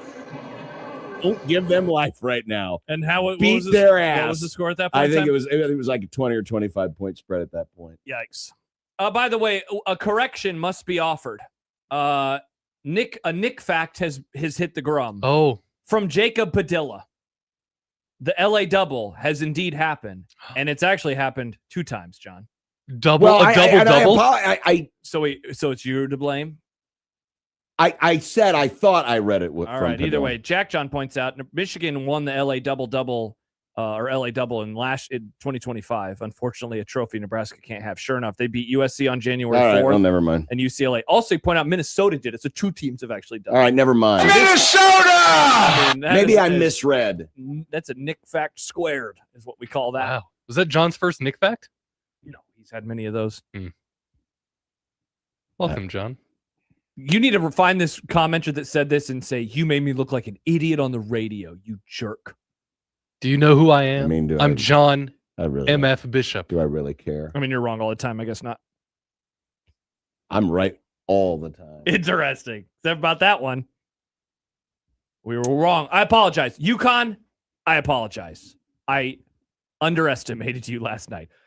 But how did you lose to Creighton, you weirdos? It's really I funny. don't understand how they had the last week that they have. They lost to them. Who did UConn play over the weekend? They destroyed them. They beat Villanova. They beat Villanova, and then they absolutely eviscerate St. John's. Again, maybe they needed that loss. Didn't they lose, like, the last loss that their first title team had under Hurley was to Creighton? All right. Albeit that was an NCAA tournament Creighton team. That was a pretty good Creighton team. That was a Sweet 16. Or no, that was the Elite 8 Creighton team, wasn't it? Oh, man.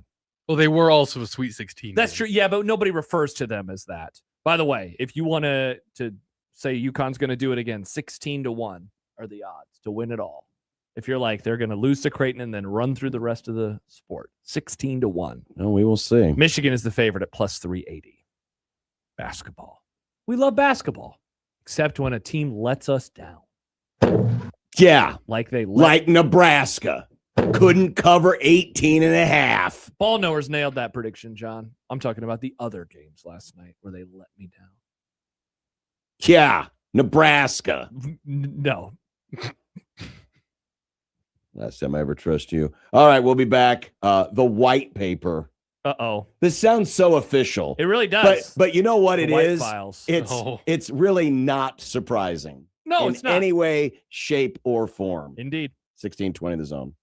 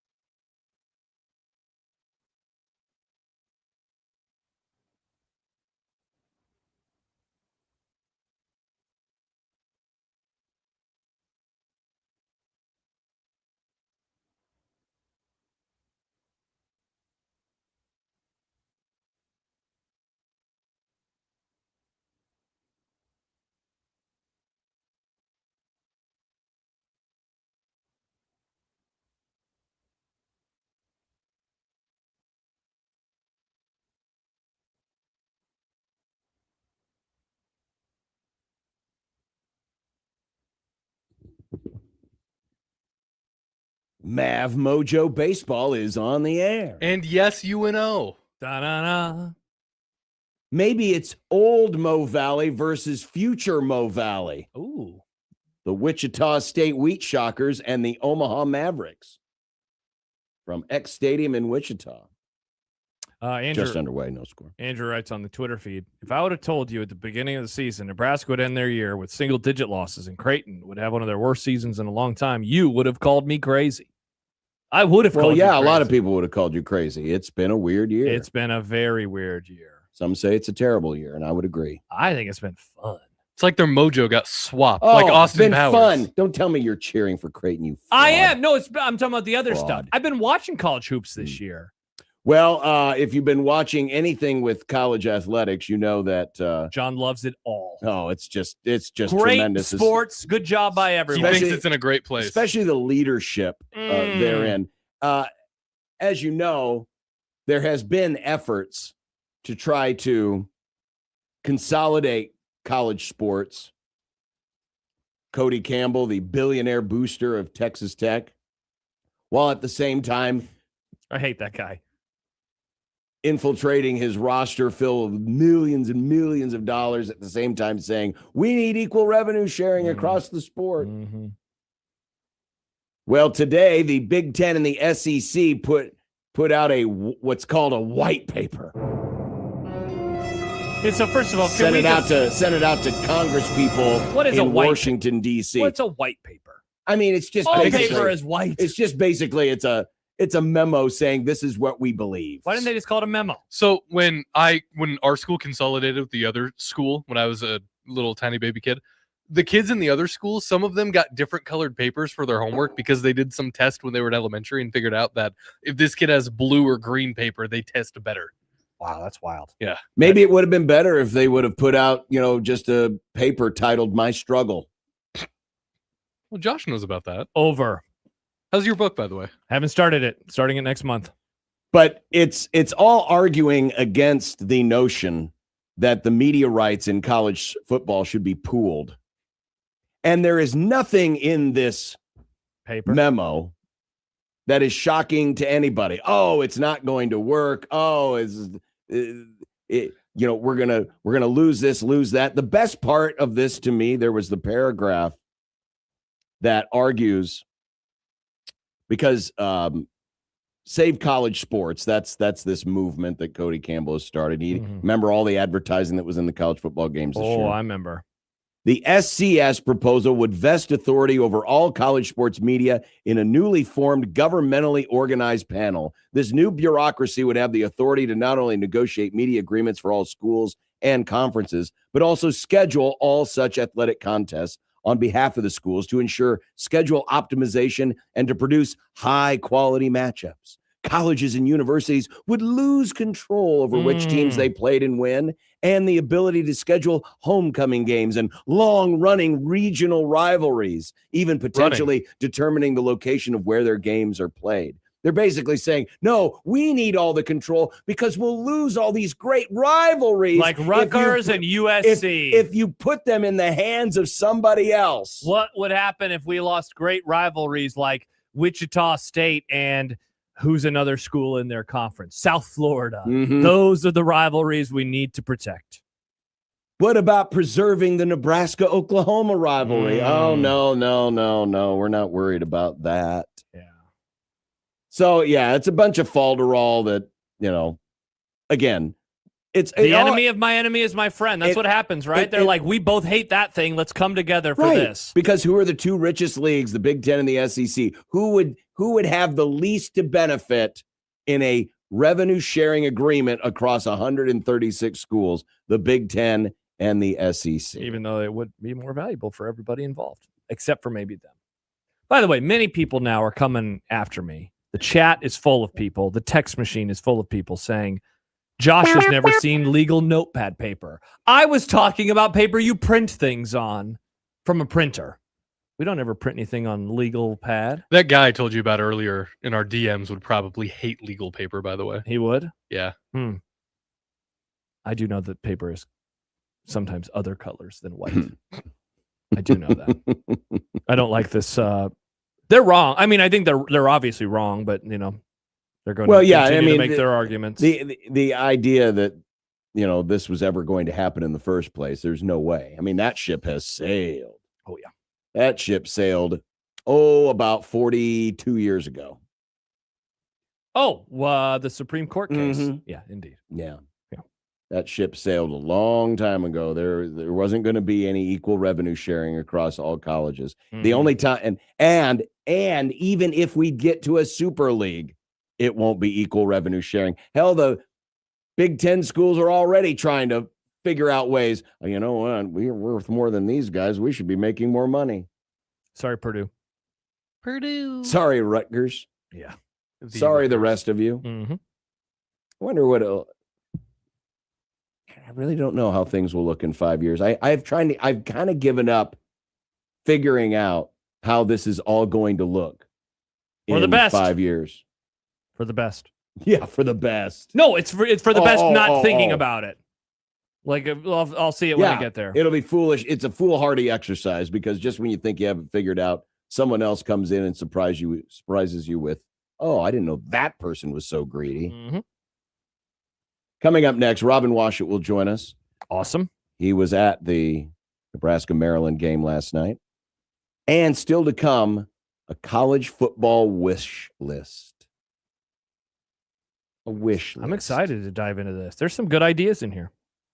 But I have better ones. Nice. I'm sure you do. And the person who gave us the idea in the first place, who's basically programmed our show. Thank you very much, Stuart. Stuart Mandel of The Athletic, still to come as well on Awesome. 1620 The Zone.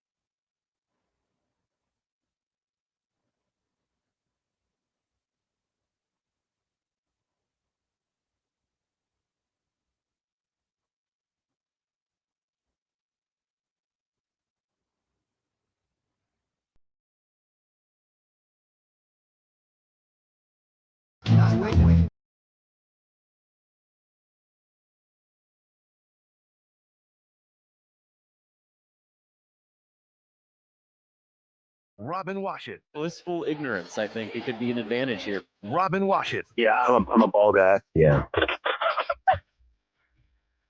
Yeah, it's going to be absolutely huge. That hot take.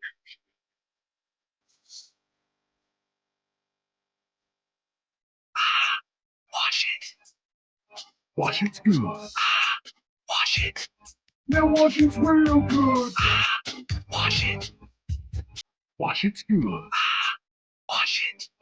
Now wash it's real good. Here he is, Robin Washut, joining us on the Prairie Flower Casino Zone hotline on this wonderful, glorious Thursday. The snow's practically gone.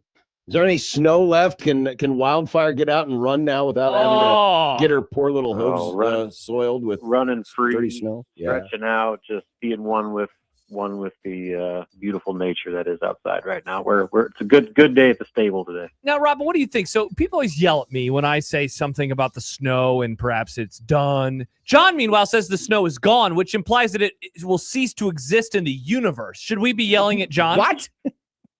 Yeah, I mean, you're really tempting fate and nature with that, and you'll be punished for that, I guarantee. Thank you. Well, on that note, yeah, we'll transition to basketball. Marinate. You know what else is gone? Nebraska's losing streak in the NCAA tournament. Gone! Oh, wow. You look at Doing it all at once. Right? Look at you. So why did the switch suddenly seem to flip after the under 12 media timeout last night? Well, a lot of it came down to, Nebraska just kind of doing what they've done quite a bit this season and just kind of figure it out when they need to. I can't even remember all the games where they've just kind of slugged along and then all of a sudden, have a couple positive series and the avalanche starts and they, remember how to play like a top 10 team again. So I think that was part of it. But then also, I think there were some schematic things that Nebraska did in that game, especially defensively, that helped flip that switch. And I go back to, like you said, right around the 12-minute mark, USC had taken a 48-45 lead. I believe they had hit a stretch of 7 of 12 3-pointers. And, we're really kind of having more offensive success than Nebraska could afford to give up, considering how poorly they were playing on the end of the floor. And so they needed to try something. And credit Nate Lenzer, the defensive mastermind on Nebraska's staff, and Fred Hoiberg for going to a defensive look that they hadn't used all season. In fact, they just put it in after the Penn State game because they thought that, this was something that they might see against Maryland or could be able to use against Maryland. And basically what it was like a version of a 1-3-1 zone to open the possession in a half court set. And so they opened with a zone, which they hardly ever do. So that in itself was a new wrinkle. But then the real twist came when, like, about midway through the possession, they would instantly flip to a pressure man-to-man where they would swarm the perimeter. So they used the zone to take away the driving lanes and then flipped mid-possession to a man-to-man to contest the way that Maryland was swinging the ball around the three-point line, looking for a perimeter shot. So really something I've never seen Nebraska do before. And for them to pull it out at that moment, I mean, it changed the game as much as anything. And Nebraska fed off kind of the results that led to defensively. It turned into more pace and transition offense. And, the ball was kind of off and rolling from there. So this is one of those deals where coaching matters. And Nebraska, once again, showed that they've got some pretty good chops on that bench. Coaching matters, but I can't tell you that is not an easy thing to execute mid-possession because you're already kind of in a scramble anyway. I mean, it's a free-flowing game, and then to immediately, shift in the middle and be able to pull it off in an effective way so that it either forces a bad shot or a turnover. I think it also speaks to certainly coaching is great and the X's and O's are great, but it's the players that make it work. And with this team being as experienced and as locked in as they have been this season, I think it really speaks to their defensive IQ that they were able to do this and pull it off. And, it's probably something they'll be able to pull out of their hat again, if necessary, down the road. Mm-hmm. Yeah. And I mean, it's like you said, it's really difficult to execute on its own, but then you take into the fact that they hadn't even worked on it until a few days earlier. Like you can't do that without a bunch of veteran seniors that understand the game at an extremely high level for that to work. Because if you try that with a bunch of, young guys or dudes that aren't dialed in defenders, then it just becomes a chaotic mess and you open yourself up to even more issues defensively. So, I mean, yes, it was an extremely bold and kind of, intuitive call by the staff. But then, like you said, the players get just as much credit for being able to execute at the level that they did and do so with very little prep leading up to that point. Robin, we have talked to you for the last few weeks about the slow starts, and it's usually like, what does this mean? Is this something they're going to be able to overcome? Yada yada yada. But what are you attributing to this happening? It's not in every game, but it's been in a lot of them over the last basically not since Michigan. I'd probably say since Illinois, where it's been kind of a bit more commonplace. What do you think the reason is behind these?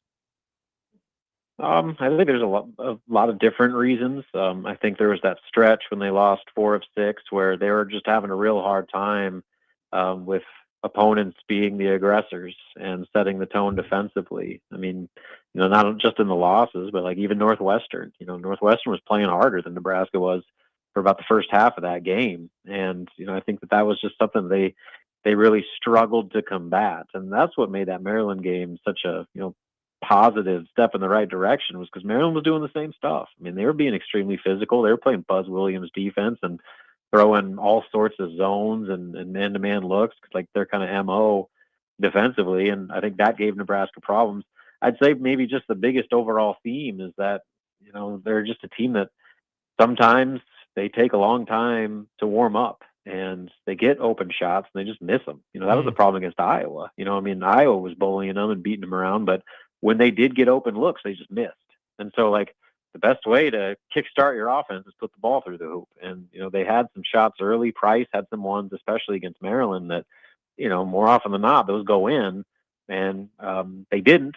And I think that when those early shots don't fall, Nebraska has a hard time adjusting or adapting immediately. They do so usually, especially coming out of the second half. Like their halftime adjustments have been really good all season. But they got to stop putting themselves behind the 8 ball so often when, they miss a couple looks early and just not let that kind of ripple effect through the offense where all of a sudden they start to, panic and get away from their bread and butter on that end. So the answer is that there's kind of varying, instances that caused Nebraska problems in a lot of different games over that stretch. But the one common theme is letting cold starts linger too long with their shooting and not finding other ways to create offense when the threes aren't falling early. Robin Washut of HuskerOnline.com. When it comes to rebounds, Price Sanford was shut out at Iowa, but then you combine the PSU and the Maryland games, and it was 17 between the two of them. Is the difference effort or matchup, or is it something else? I mean, you'd ask Price, it's effort. He was really disappointed in himself after that Iowa game, just with his rebounding. Obviously everybody kind of struggled for Nebraska in that one offensively, but Price, he was really disappointed just with his lack of production on the glass, especially with how successful Iowa was with offensive rebounds and getting those second chance points and milking so much time every time down floor and really just controlling the rhythm, because Nebraska knows that for them to play the style of offense they want to play, they have to finish possessions, and they did not finish them remotely well enough against Iowa. And Price, I think, took a lot of accountability for that because he thought that he needed to make a bigger impact than he did. Well, to his credit, he responded with 2 of his best rebounding efforts of his career against Penn State and Maryland, especially in the Maryland game, against a Terrapin team that really hangs its hat on crashing the offensive glass and kind of playing that, physical kind of muck it up style of offense. For them to only have a season low 7 offensive rebounds and only get 7 chance points, that was a big deal in Nebraska, being able to keep that thing within reach while the offense was struggling. And you got to look at Price as, one of the key reasons why Nebraska was able to not just, stay within reach in the rebounding department, but end up winning the rebounding margin by 1. So I think it's a lot of that just with Price's mentality. And he wants to be more than just a 3-point shooter. And I think that that's one way that he really wants to develop his game, is being a more impactful rebounder. And these last 2 games are certainly a pretty significant step in the right direction. Robin, an obvious question for you, but this was the last chance in the regular season for them to have a quote unquote bad loss. Like every other team now that they will play is either going to be quad 1 or quad 2. And that's depending on Iowa and where they rank going into that game in the season finale. Like knowing that they are being compared right now, especially to a team like a Kansas, who's going to have that Cincinnati game in their back pocket for the wrong. Like, how important is this that they were able to get through this year, again, regardless of what happens West Coast and against Iowa, without one of those types of losses on them? It's a big deal. I always make the case that bad losses mean just as much, maybe even more, than quality wins on your resume, because that's the one thing.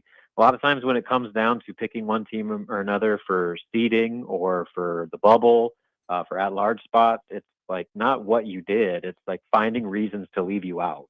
And when you have a bad loss on your resume, that sticks out like a sore thumb. And for Nebraska to make it through to this point, and like you said, probably the rest of the season without a single bad loss on their resume is invaluable, because like there's a lot of teams that are in that discussion for where Nebraska is right now that have losses that are going to stick with them. And when you don't have, but when you have to have the committee search even deeper into your resume and try to find other ways that or other reasons to give you a lower seed or a poorer draw, like that only helps you in the long run. So this is even more rare territory than Nebraska's have been in a long time, because usually they always have that one game or those 1 or 2 games where it just got away from them and got ugly. And the Illinois game is disappointing, but like beyond that, they really don't have that one, just ugly loss or that one just really poor performance that could hurt them come tournament seeding time. So that's an extremely valuable luxury to have, and one that Nebraska hasn't had the luxury of having for really a long time, maybe ever. Degree of difficulty sweeping the 2 games in Los Angeles.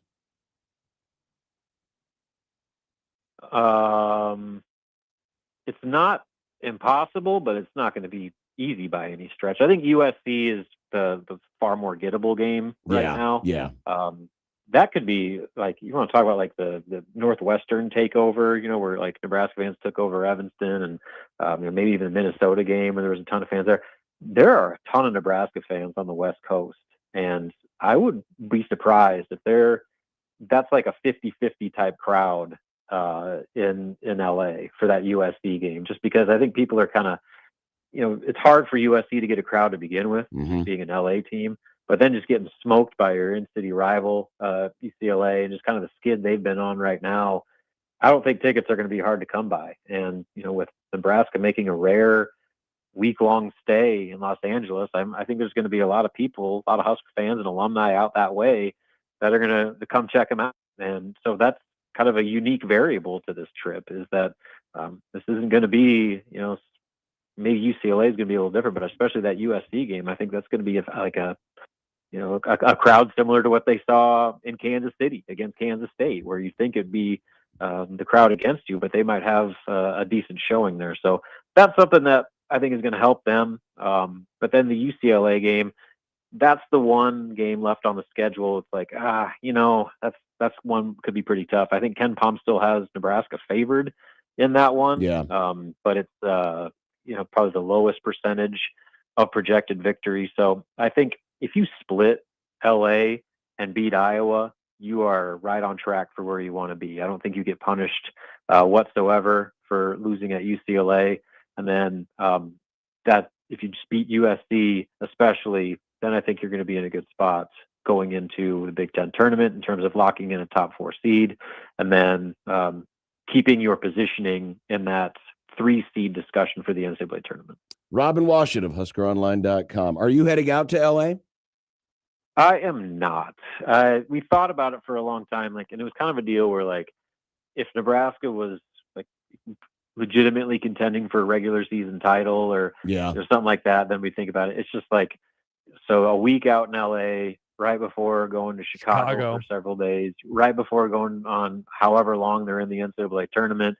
My wife has been a trooper all season long, especially when I was gone every weekend in January. And I just want to make sure that she doesn't get any ideas and my kids don't forget who I am. So I'm just picking my spots with this one on a personal level, but I'll be rip-roaring to go for postseason play. Dad of the year, Robin Washut. Well, and you got to take care of Wildfire.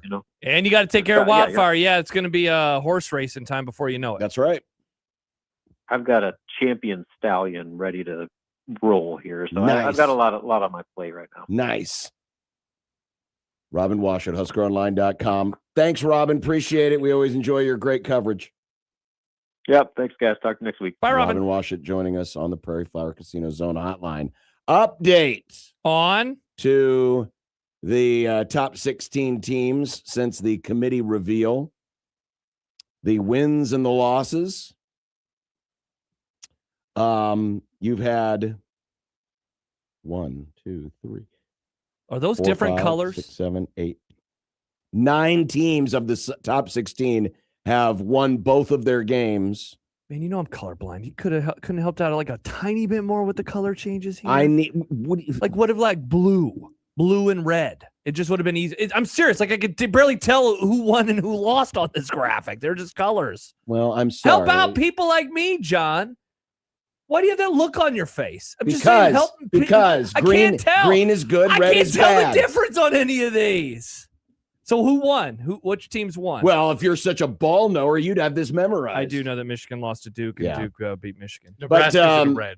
Well, I see that, Nick. It's the other letters. Nebraska's wins. Now, Nebraska's wins aren't the most impressive on this list. No, it's good that they didn't lose. That's all that matters. Exactly. It's not that they won. But the other point is, if you look at some of the quality wins that have been racked up, Arizona's had a good week. UConn has had a good week. What would you say, Kansas? Is that just a complete push, or do you tip it one way or the other, given a home loss to Cincy? As much as people, and listen, I get it. It's Fog Allen Fieldhouse. They hardly ever lose there. They certainly don't lose as badly as they almost do. lost by 20. But Cincinnati is a bubble team. Sure. So you're not buying the people that say they dropped them a full seed line? No. Because all the brackets have them behind Nebraska. Then they now. came back and beat Houston. Well, this isn't a Kansas versus Nebraska conversation. I'm just saying I don't think it should drop them an entire seed line necessarily, because that win over Houston is fairly impressive. So you would say at the very least a push, maybe tipping it was a good week for them? Or would you just say straight push? I tend to, again, the Cincinnati loss as a loss is not awful. Mm-hmm. It's just because it was by so many points, and Kansas isn't used to losing like that at home. Sure. So I would say it's slightly above average. Houston's interesting because they had a bad week in that they went 0-2, but they lost to 2 really good teams. Yeah, and all the rankings, by the way, that are posted here outside of the top 16, those are all Bart Torvik rankings. Okay, interesting. So, Nebraska and Gonzaga, they beat the teams they were supposed to beat. Mm-hmm. Texas Tech beat 2 teams they were supposed to beat. So that's where we're sitting right now. Purdue, by the way, has not played since the committee came out with it. They're playing tonight against Michigan State. Did they play early on? They played Friday. Okay, they played Friday. Okay, so these are only the results since Saturday morning. That's wild. Only since Saturday morning. And they play tonight, you said, right, against Michigan State? Michigan State. That's a Thursday night game? Correct. All right. Look at that. Hoops. What a great sport. A great sport that you apparently aren't following. No, I am. I just couldn't tell the difference in the Well, color. again, I thought you knew all blue this and stuff. red. Blue and red. I was doing this for all the people that. What about those people that can't see color either? I mean, there's so few of you. Wow. The needs of the many outweigh the needs of the few. That was Mr. Spock's words. Thank God Jesus didn't think So that way. you're saying you don't see color? No, I don't see green and red properly, Nick, is what I was saying. He That's only what I sees the colors that matter. No, I didn't say that either. John writes, Robin tries to spend time with his child. Connor tries to never go home until his child's sleeping. That's not a bad. He had a long night yesterday. I believe he's speaking to a college today, too. So a long day for Mr. Happer today. Wow. Mm-hmm. Well, coming up next, future guest of the Grum, He'll be on Stuart in an hour. Mandel, Yeah.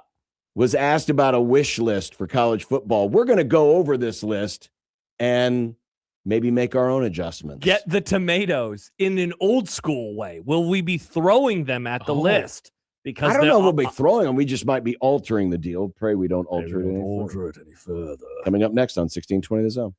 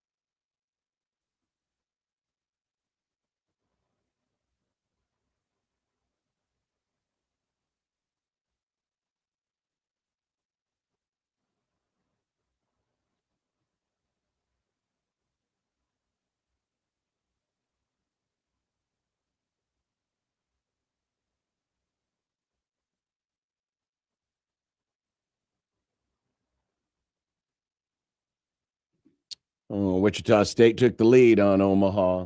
I thought they hit a home run earlier. Well, No, they didn't. Double. They misidentified it because the AstroTurf surface there at Wichita Boink. State, it hit off the warning track and bounced over the fence. Mm. But because you have a dramatic contrast right now because you have the shadow of home plate Mhm. where the home plate camera is and the bright sunlight of the outfield. And it was a little hard to pick up the ball. So the graphic guy prematurely graphicked. God, you don't want to prematurely G. And he did. Thus, Omaha did not. Oh, it's kind of like what happened to Oh, us right. today. We had a premature Grum. We did have a premature Grum. Ray writes, feels like no chance to beat Iowa. Nebraska sports suck. Go Big Red. Go Hawks. Wow, that was quite the roller coaster of a comment on YouTube. I think they can beat Iowa. Well, They lost to them by 5 the first time. So Stuart Mandel was asked, if you were the czar of college football, what would be your 10 commandments to make the game better for everyone? For everyone. Interesting. And so Stuart came up with his 10. We will go through them in order and see if we agree. Okay. Commandment 1, thou shalt have a 12-team playoff for at least the next decade, and the event shall be moved up by a week to allow the season to end on or around January 8th, as it did when there were 4 playoff teams. Excellent idea. I would be more demanding by saying, thou shalt have Forever? a 12-team playoff indefinitely. Yeah. I love it. Or better yet, thou shalt never expand to 24 because that's a dumb number. I agree. I love this idea. This is great top to bottom. 12-teamer ends on January 8th. Sounds great. Let's do it. Let's make it happen. It doesn't necessarily have to start on week 0. I don't know. I understand it. It makes the calendar just work move better. The playoff up a week. Exactly. You don't need to spend 2 weeks off between rounds in the NFL. Well, that's what he said, by the way. He said the event shall be moved up by a week. He didn't say the event. season. Oh, I thought it was okay. Yeah. That's right. Yeah, move up the playoff a week. Yeah, just move it up a week. All right. Yeah. So So we're in agreement. I agree. Okay. Commandment 2, quarterfinals shall be played at campuses. The semifinals should be at 2 New Year's Day bowl games, one of which shall annually be the Rose Bowl. Oh, the Rose Bowl. And Army-Navy shall be moved to the early January 1st window leading into them. Ooh. Well, what if Army-Navy's in the playoff? Oh, well, that's a them problem. This sounds fun to me. I agree with the front half. I don't think we have to move Army-Navy. You know, I heard this idea when we were talking last week about the Army-Navy thing, and it was after our show, and so I forgot to bring it up. What about giving that game, like, all college games back out of Friday night of Black Friday. That is the Black Friday game. Nothing else is on. Wow, it gets its you're going to own... ruin Nebraska's tradition? No, Black Friday night game. Nebraska usually plays in the morning. Black Friday night, no other game. It gets its own spot, and it's still in the midst of the season, so they could make it to the playoff. I've got a better idea. Okay. We can move it to conference championship weekend, assuming those things are still a thing. And what time is it played at? And it's the first game of the day. Because now I like that idea. Because now you've got, you only have 4 power conference games. And some of them are on Fridays. And you've got you got some on Fridays. Why not have that be the standalone game at 11 a.m.? I agree. That sounds like a great idea. Great idea. So it can fill out the rest of the day. Or just put it opposite whatever is the least attractive. Just make the determination a week ahead of time, which is the least attractive conference championship game. And it's on put it opposite that so we have something else to watch. Not a bad idea. What do you think the rest of the idea was good, though? Quarters on campus, Sure. semis? Sure. Perfect. All right, great idea. All right, so we're in agreement so far, pretty much. Commandment 3, all West Coast Power Conference schools shall return to the Pac-12 immediately or form a new league with a different name, restoring the sport to 5 power conferences, and the other leagues shall be adjusted for geographic sensibility. Maryland to the ACC, SMU to the Big 12. I'm going to take it a step further. I was going to say I have a couple questions off of this one. What is your I step? agree. Yes, we need a West Coast Power Conference. Yeah. Bring me back my Pac-12, please. My question is, what does geographic sensibility mean? Like, what about Nebraska being in the Big 10? What about Oklahoma and Texas being in the SEC? Like, are we just reforming the Big 12 again in the old days? Bill Moose was right. My commandment would be no conference shall be larger than 12 teams. Awesome. That sounds good. No conference shall be larger than 12 teams. I'm even compromising because my original idea was no conference shall be larger than 10 teams so you can play a true round robin, and thus you wouldn't need a conference championship game. But I will acquiesce and say, okay, you greedy bastards, you want your stupid conference championship game until you're the Big 10 and you don't because for some reason you've given up on that idea for the glory of a 2014 playoff. That's another story. But that thing is living rent-free in John's head. No kidding. Because it's dumb. It's also rhyming again. Did you hear that? He's a poet. You can have 12, Didn't even know it. and thus you can have the sensible, and I can't believe I'm saying this, the sensible schedules that Dan Beebe in the Big 12 gave us back in the day. Thank you, Dan. When you had Beebe. divisions Laces out, Dan. and you played 3 teams on and 3 teams off from the other division. He played 8 conference games. You're going back to 8 conference games. So 4 non-conference. Sure. Well, actually, you could do 9, and you could have a designated rivalry game against. But then that means you're playing 4 teams in the other division. Well, that's fine. But at least you. It's just math-wise, it's weird. Then you wouldn't have lost any rivalries like Nebraska, Oklahoma. For I think example. I missed divisions. Yeah, duh. Gee, who saw that coming? Me. Hey, speaking of non, but for the most part, I do agree. Yes, geographic sensibility, absolutely. Maryland should not be, or Maryland should be. Well, not so much Maryland, but Cal and Stanford in the ACC is a joke. Well, speaking of non-con, John. Thou shall have centralized non-conference scheduling. Follow the national championship game. The Czar will assign each Power 5 team 1 Power 5 opponent with a similar record, 1 high-level G5 opponent, and 1 low-level G5 or FCS opponent. All shall be played at home stadiums, not neutral sites. So I'm guessing if you have one bone to pick, you're saying get the FCS out because you don't like those. But otherwise, I think we'd agree. Yes. The rest of that sounds awesome. It does. It's the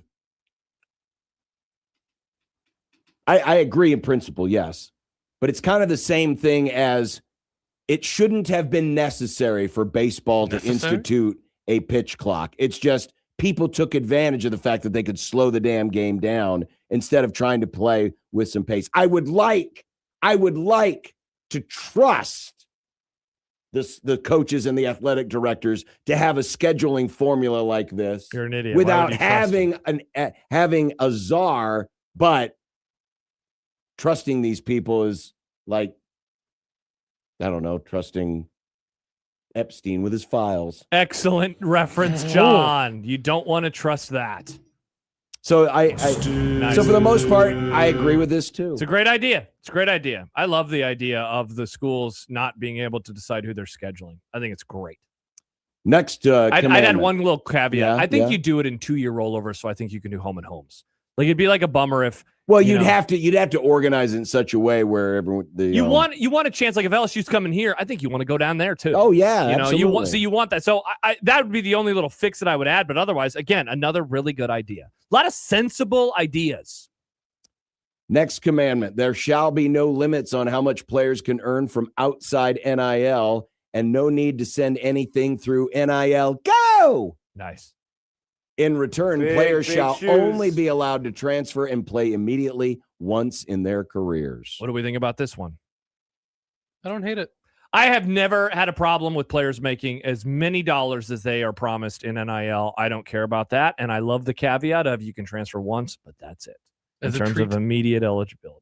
Again, I would. You're going to put a cap on their earnings? No, I would take it to the next level. I would just say these are professional athletes. They are going to have professional contracts. Scholarship. It's not even a scholarship contract anymore. It's just a straight ass contract. Give them their bargaining power, unionize them, and then seize the means of production, says John. Because what you have to protect against are the lawsuits. The reason why NFL players can't sue their teams is because they've already collectively bargained an agreement. Yep, for sure. So I'm at the point now where it's just like unionize them, get a damn CBA, and then contract them. And if you got a 4-year contract with a school, that's where you stay. Period. For sure.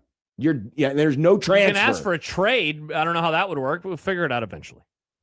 Because these are essentially professional organizations now. Essentially, they are professional organizations.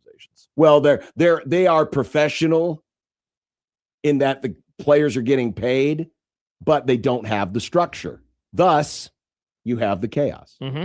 Okay. But in principle, don't disagree with this. By the way, though I'd be sad if we lost NIL. Go. I love the next idea. Players shall have 5 years to play 5 seasons, no red shirts, no waivers, maximum age 23. Hell yeah! Get the olds out of college football. Not my college football. You know what I would say? He did add exceptions shall be made only for those who went on a religious mission or perform military service after high school. Love it. Love it. I do too, but you know what? I'm a 4-4 guy. Wow, no more red shirts at all. No. The idea of red shirts is silly What anyway. about for offensive linemen, though? Offensive linemen need red shirts. No, they don't. You're saying they're ready to play? Put out 18-year-old If everyone's tackle? playing by the same rules, it doesn't matter. You want an 18-year-old to go up against a 27-year-old Is still there in red college? shirting in high school? 16-year-olds are playing against 14-year-olds. All right, that's fair. That's fair. I've never had. I an just issue like with the 5 I and just like 5. the idea of freshman, sophomore, junior, senior. It would help with it when you Period. build your charts. You don't have to have the tiny R next to the FR. Yeah. Red shirt freshman. I don't hate that, John. Honestly, I don't hate it. I love everything else about the idea. I do though. like the maximum age. Maximum though. age rocks. That is a great idea. That's so good. Get the 25-year-olds out of college Exactly. football. Be an That is adult. Stupid. Great idea. Get a job. And you know what? It's nice to build in the caveat for, essentially we're talking about BYU and do they have military service after high school? Like that's not like a thing with Army and Navy where you have to go serve and then play. It's usually play and then serve. So maybe I'm missing something there. Right, but I it. think he's just covering the bases. Okay, there cool. That just in works for me. case. Works for me. Next commandment. Coaches shall be required to remain with their teams throughout the duration of their season, however long it lasts. Contacting a coach about a job during the season shall be treated the same as tampering with an athlete, which treated the same. They don't care. Unless They he's don't talking about care. like the new tampering rules that are supposedly coming.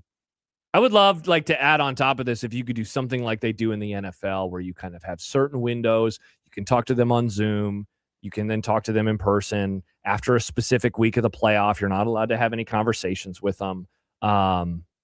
This is a great idea. That is a really good idea. Now, he never mentions recruiting calendar stuff. You would have to figure out something with that too. But again, a great idea, at least as a starting point. This is one. The next one I think is one that people would love. Any P5 game airing exclusively on a streaming service like Peacock shall be simulcast on an over-the-air network in the school's home states. Also, school's road game may not kick off later than 9 p.m. back home.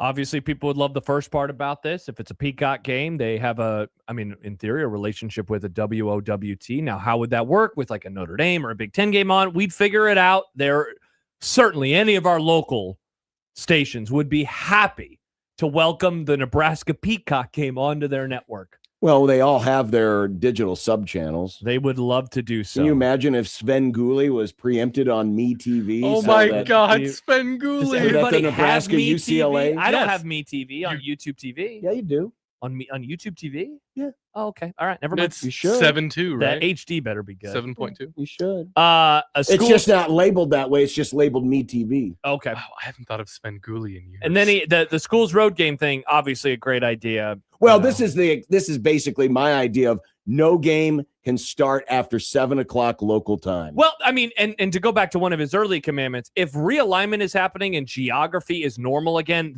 that wouldn't be even a problem Exactly, anymore, that's except true. for the few non-conference games, against like Arizona and Arizona State, because they have laws in that state where you have to kick off at a certain time in September. But that problem would really pretty much go away almost immediately. That said, I love the idea behind this.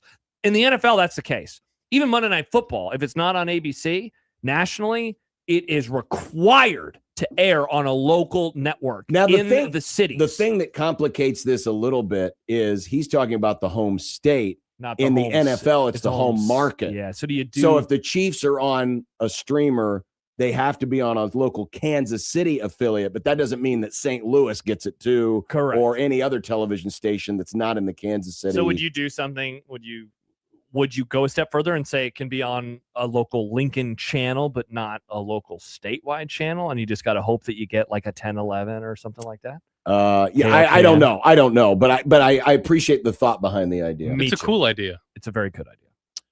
All conferences shall publish an officiating report within 2 hours of a game ending with explanations for the 3 most controversial calls. And all conferences shall air replay deliberations live during broadcasts like the ACC did. So I imagine if you're wanting to tweak this a little bit, you're saying the refs need to talk to the media. March their ass into the press conference and allow the entire media, not one designated, oh, please, sir, may I ask you a question, to ask the officials a question. No, if there is a request by the media, I'm not saying it has to happen for every game because not every game has a game-altering call. But if there is a request by the media to have the officials at a press conference, then they will Not be in the pass. press conference.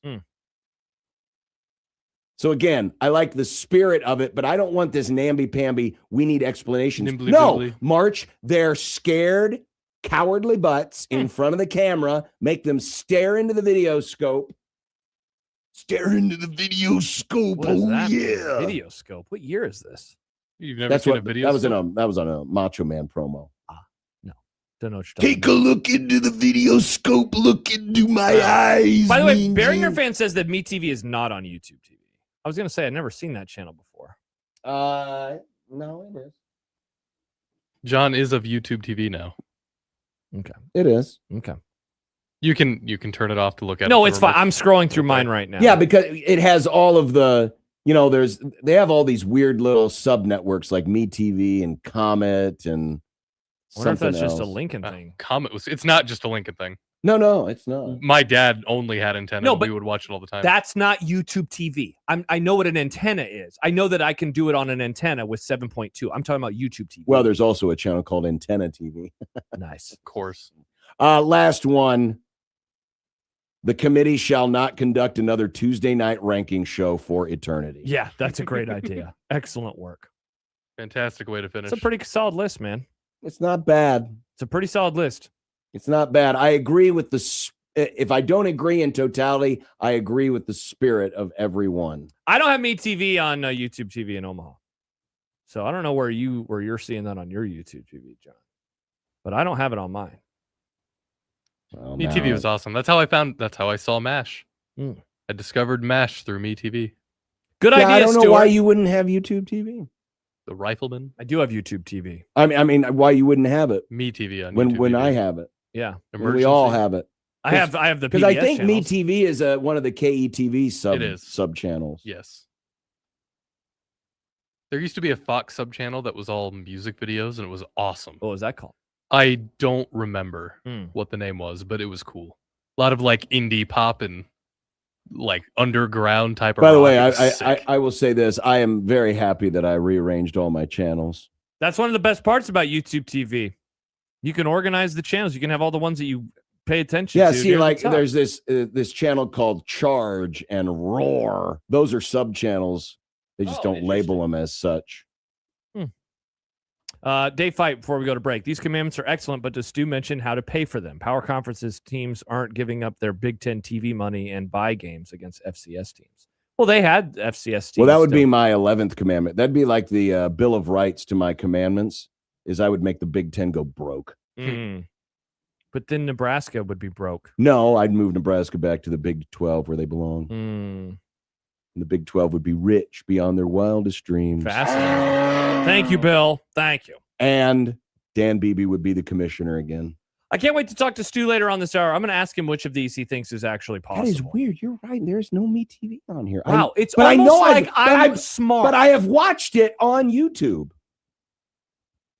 I know I have. Maybe it is location based for some reason. Could be. That's Are you weird. getting the Omaha channels when you scroll through it right now? I believe so. Okay. There you go. That's so weird. Man, Omaha, you are missing out, man. Yeah. You're missing out You on know the who Rock- doesn't watch any of on those the- channels? You're missing out This on the guy. Rockford Files, Columbo. Columbo is Aren't great. those streaming somewhere? Couldn't you just go watch them on stream? Yeah, on MeTV. I bet there's a Columbo channel on a Roku. It's TV for you and me. Mm. MeTV. By the way, Wichita State's up 2-1 in the fourth. Columbo's on Peacock if you ever want to watch it. Just one. Yeah, more but thing. will it be aired locally in one of my... Great question. Great question. All right. Speaking of Stuart Mandel, he is going to join us here in just a little bit. Mm-hmm. But ABS, automatic balls and strikes, aka Robo Ump. Not anti-lock brake system. There Nice. could be some pitchers who really benefit from this. Okay. There's an interesting study done about this. We'll Welcome look back into to that. Rockies. I don't know if any Rockies were mentioned in the making of this video. 1620 the zone.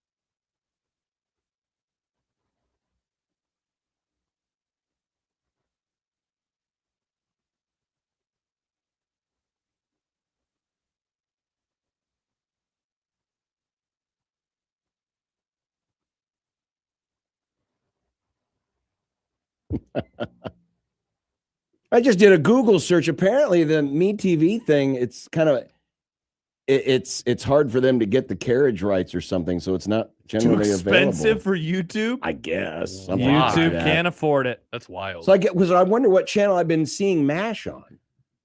Which one of those sub channels? Yeah, when you go home tonight, do a little recon for us.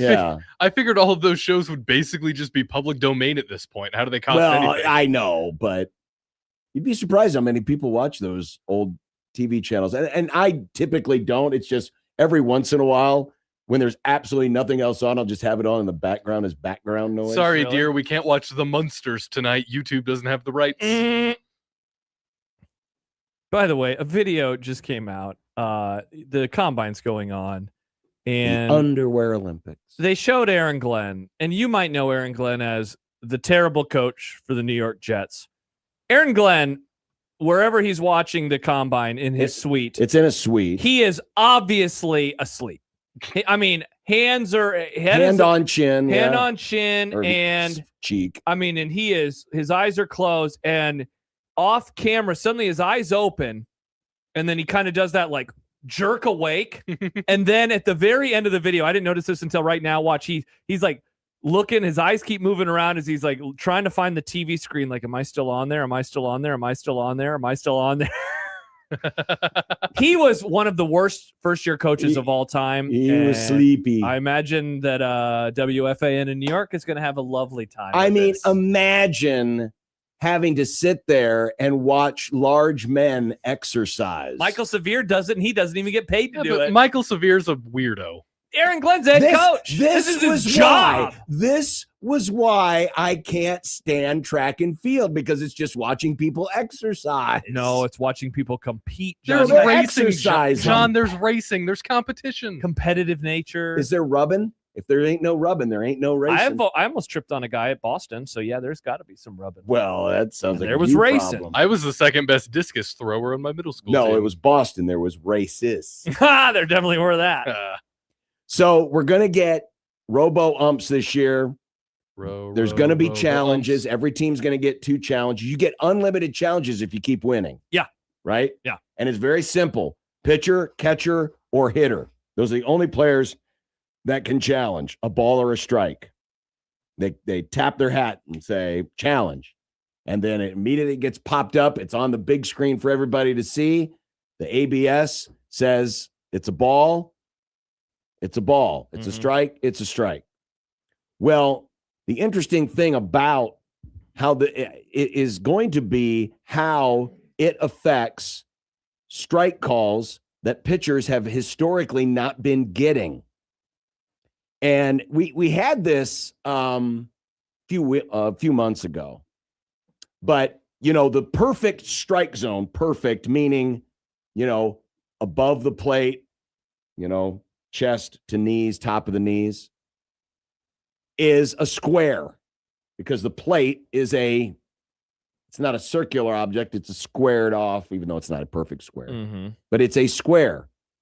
But as per research over the years, and they research all the umpires. They use this technology to grade the umpires already. The strike zone is more, I wouldn't call it an oval, but it's a rounded square. And why is that? What's the reasoning behind that? Well, that's just how the umpires historically have called the strike zone. So you literally can't paint the corner because there wasn't really a corner. It was, they paint the rounded edge. Yeah, I mean, technically. Because isn't that interesting? Like in the ABS zone, there's a world where you could throw a strike now that would have been viewed as a ball in theory for the umpires over the years. Well, the Athletic, in a story today, I'm going to zoom in on this because I know there's a lot of information. For those of you watching it on the stream, for the rest of you, of course, I'm going to explain. But it shows the missed pitches from 2025. The pitches that were missed. So on the umpire's report, when it came back to him, it said, hey, you missed this pitch. Now, this is just righties versus righties. Okay. But it certainly would apply and probably be flipped if we're talking lefties versus lefties. There were 5,228 pitches inside the strike zone that were incorrectly called balls. And out of how many pitches total do we know? I mean, many more thousands than this. Yeah. I Many just didn't know more if it was thousands. like in the story, if it had the total. It may have been. It's not in the graphic that we're referring to. And of those 5,200 pitches that were missed, 35, almost 3,600 of them were fastballs. And a lot of the pitches missed, the concentration, and it's showing all the little red dots representing each pitch that was missed. If you notice where the real concentration of the dots are, and again, this is right-handed pitcher versus right-handed hitter, it's at the inside at the knees of the hitter. That's where the highest concentration of the missed dots are. The dots showing the missed ball and strike calls. And so as this athletic story goes on to describe, because you've got of the missed pitches, more than 2/3 of them were fastballs. And there was a lot of speculation as to why it is. Brady Singer, who's a pitcher for the Reds, said any two-seamer, and the two-seamer is a pitch that has a little bit of fade to the arm side. So in other words, you think of a breaking ball breaks down and away. A two-seam fastball has a little run where it actually breaks inward, right, to the right-handed hitter. The umpire may miss that comebacker, especially ones low in the zone. And that's his theory as to why a lot of these pitches are being called a little bit differently and being called balls instead of strikes. And again, if a hitter wants to challenge that, they can be challenged and they can get that call adjusted. And so they kind of looked at, and then one of the other areas they looked at were high fastballs.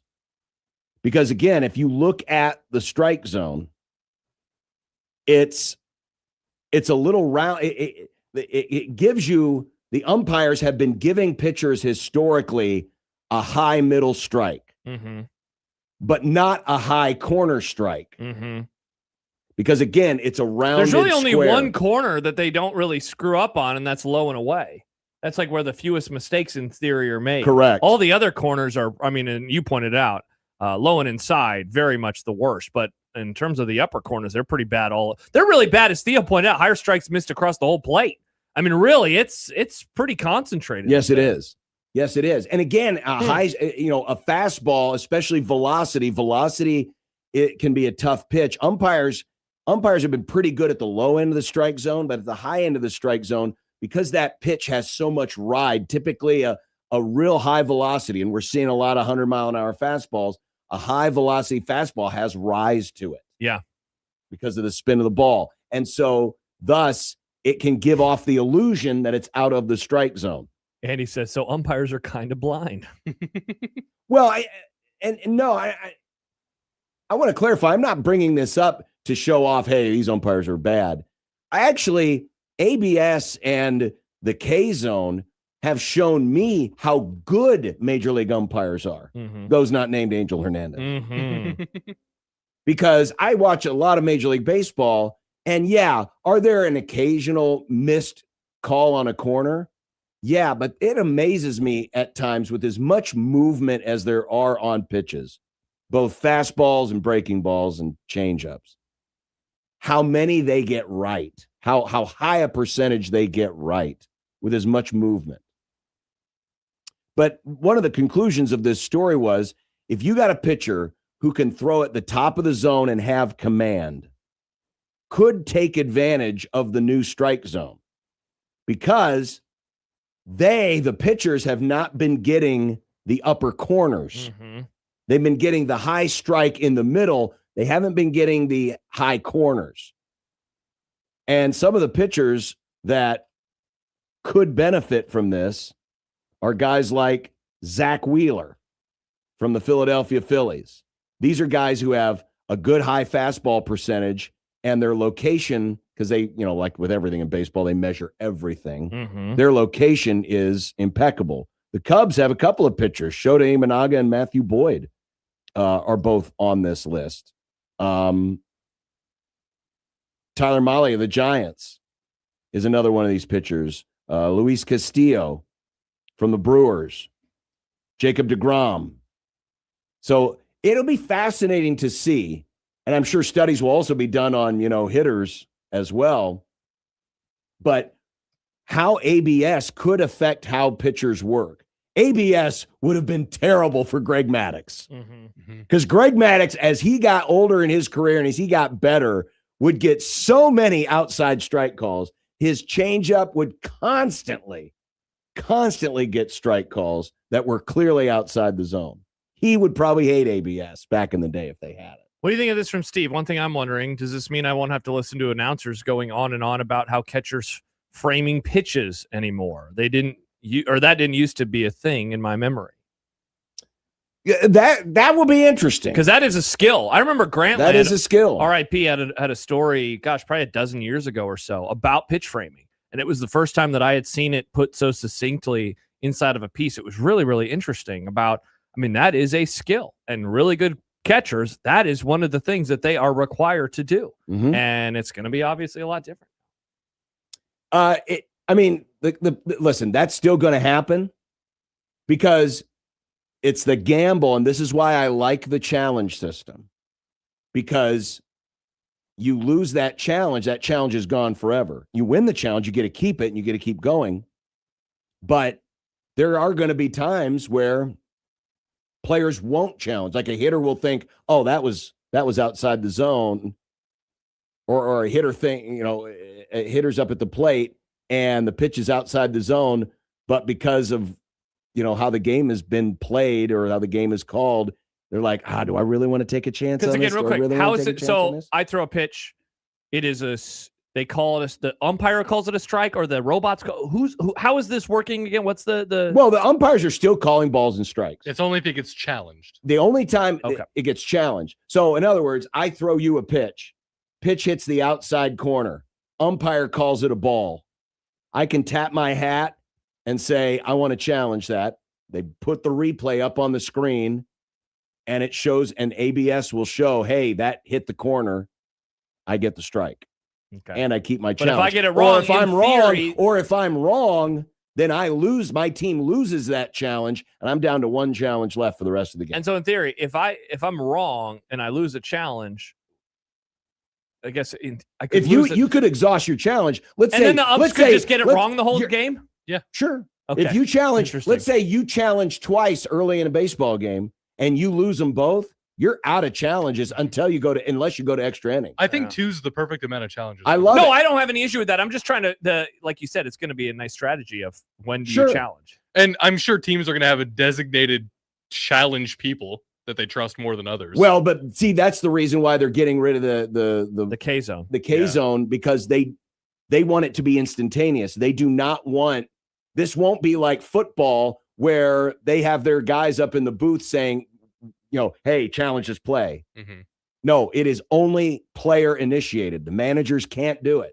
It's the hitter, it's the catcher, it's the pitcher. Those are the only guys. That's the part I love. It's player control. I like this. I like the challenge. I think it's going to work really well. I think this could be like the pitch clock, the next best innovation in recent times in baseball. I'm very curious to see how this all works out. What's funny is I bet we're going to start seeing games get longer again because of this, though. If there's teams that keep having successful challenges. But it's a quick challenge. Yeah. I mean, it's literally because the information is instantaneous. Your average challenge might take 15 seconds. It's not going to be like football.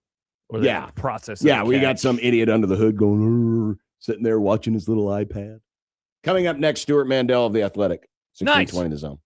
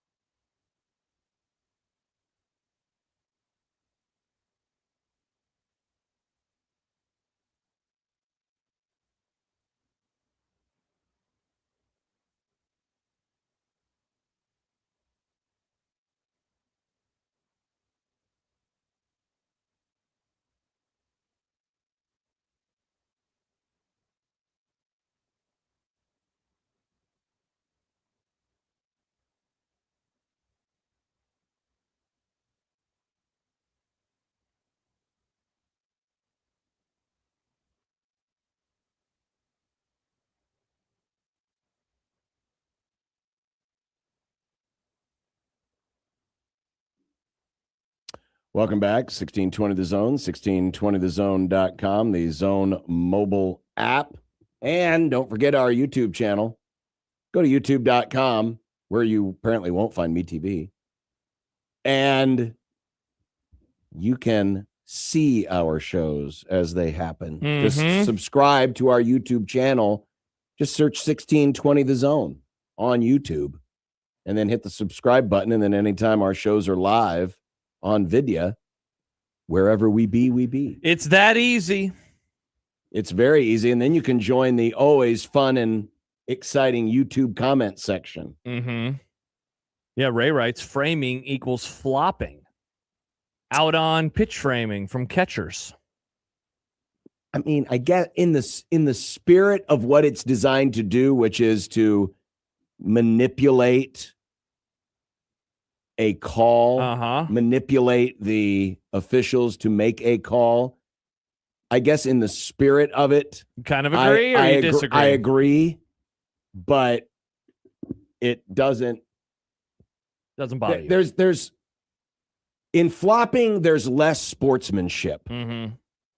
Especially in football, where the flopping usually is, someone faking an injury. Also, like, framing doesn't alter it doesn't stop the action. There's not this whole review process that needs to go into it. True. Though I guess there will be now in baseball. True. Yeah, John has a theory on that, guys. Prior to going full robo-ump, I can foresee a rule change that gives a warning to catchers who do it and eject them if they do it again in a game. And the people that will push the ideas are the umps being tricked. So he says he is out on pitch framing entirely. Well, yeah, but now that we have ABS, again, pitch framing is still going to be a thing. But keep in mind, if the hitter thinks that the pitch is outside the zone, he's going to challenge, because the hitter is not seeing. If the hitter is seeing that the catcher is framing, he hasn't been watching the pitch. Sure. He can't. He has to be watching what he is doing. He's got to be watching the ball. And unless he just has a third eye or the best peripheral vision in the world, he has no idea if the pitch that just got called was impeccably framed or not. Michael Severe asks, and I don't know if this might be a reference to you, worse, flopping or having a player jump on another player's back and the announcer screaming like it was a bad call for a foul. Is that in reference to you? Well, he didn't jump on his back, so nice try.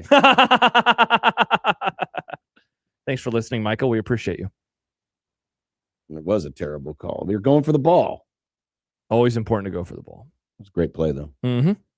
Stuart Mandel of The Athletic, who has given us plenty of material the last days. Yes, he has. We just went through your commandments, and we pretty much agree with all of them in principle. I altered a couple of them, but to the most part, could not agree more with your 10 commandments. He joins us in the stream today, Prairie Flower Casino Zone Hotline. Stuart, how's your off season? What off season? There's quarterbacks either suing or getting sued. There's NCAAs going after portal, people that violate the portal. There's no off season. Stuart, John said that we went through the list of the changes that you would make if you were the czar of college football. I'll be honest, reading through it, first of all, I'm with John. I agree on pretty much all of them. It does seem like there is a likelihood that some of them would happen. Do you have a few on there that you think, you know what, that will probably come to fruition at some point in time in college football's future, and maybe one or two that you're like, there's no way in hell that one's happening? I mean, there's some that really should happen, whether they're going to happen or not. I truly believe they should stay at a 12-team playoff for a while. I don't think there's any rush to change it, but the Big Ten in particular seems intent on doing that. I guess what I would say is, players shall have 5 years to play 5 full seasons, no red shirts, no waivers. That's a real thing that's been talked about for sure. I think there's some concern that if you do that now, while there are lawsuits in the system of guys, challenging that rule, that you're, hurting your own case basically if you go ahead and do that. But it's not like that's totally made up out of the thin air. Army Navy on New Year's Day is definitely one I made up out of thin air. It's not a terrible idea, though. My only counter to that was, what if you could put it in that noon window on conference championship day, That might be another option. But again, what if one of those teams is playing in the conference championship? Which has happened, right? Like Navy has definitely played in that game. Army played in it a couple years ago. So yes, they did. I think I get it. You can't do something that would keep them from being in the playoff, but can't we just be realistic? They're not going to make the semifinals of the playoff. Like, it's just not going to happen. So let's play it on New Year's Day. And by the way, I thought of this after the fact. We could have a backup. If in the very unlikely scenario, one of them is in the semifinals, we will push the Army-Navy game and play it in the early window on Super Bowl Sunday. Better than watching the pregame shows. It would be better than watching a pregame show, especially this year's pregame show. That's a whole nother story. Stuart Mandel joining us from The Athletic. Yesterday, the oversight committee talking about things, anti-tampering rules. The penalties seem, dare I say, almost draconian. I mean, 20% of a school's football budget. We did the calculation. That would be about $16 million at Nebraska if a team were to be caught. I guess my question is there actual, I mean, what's the actuality of enforcement? Is there the proper investigative power? Because the NCAA has lost a lot of that in recent years. I think this is a rare instance where the NCAA is actually trying to get out ahead of something instead of playing defense, because I have not heard of some rash of guys who transferred recently that weren't in the portal, but you could absolutely see it happening in the spring. You know, there are probably coaches, or I don't want to specify coaches. There's probably schools talking to players' agents right now saying, hey, if you don't win the starting job in the spring, just unenroll and enroll with us in the fall. And so this is them saying, we're cutting that off before it even happens. Here are some, really over the top penalties to keep you from doing it. As always, with anything, somebody could sue, somebody could challenge it in court, and it doesn't hold up, obviously. But, the fact that they're putting that out there preemptively probably will dissuade people. Yeah, I was going to say, Stuart, it seems like one of the first times in recent years where they are being proactive and not reactive. Because I remember when collectives came up, all of us, I think in hindsight, were like, how did we miss that idea? Of course, something like that was going to happen. This seems like, let's make sure this doesn't happen. And I wonder if there's like the Jake Retzloff situation last year, maybe put this bug in their ear of, let's make sure that this won't happen, because he didn't hop into the portal, if I remember right, last offseason. Well, he didn't get suspended until pretty late, right? Like late spring, early summer. So I don't know if that's a different situation or not, but like usually you're right. Like whether it's collectives, whether it's,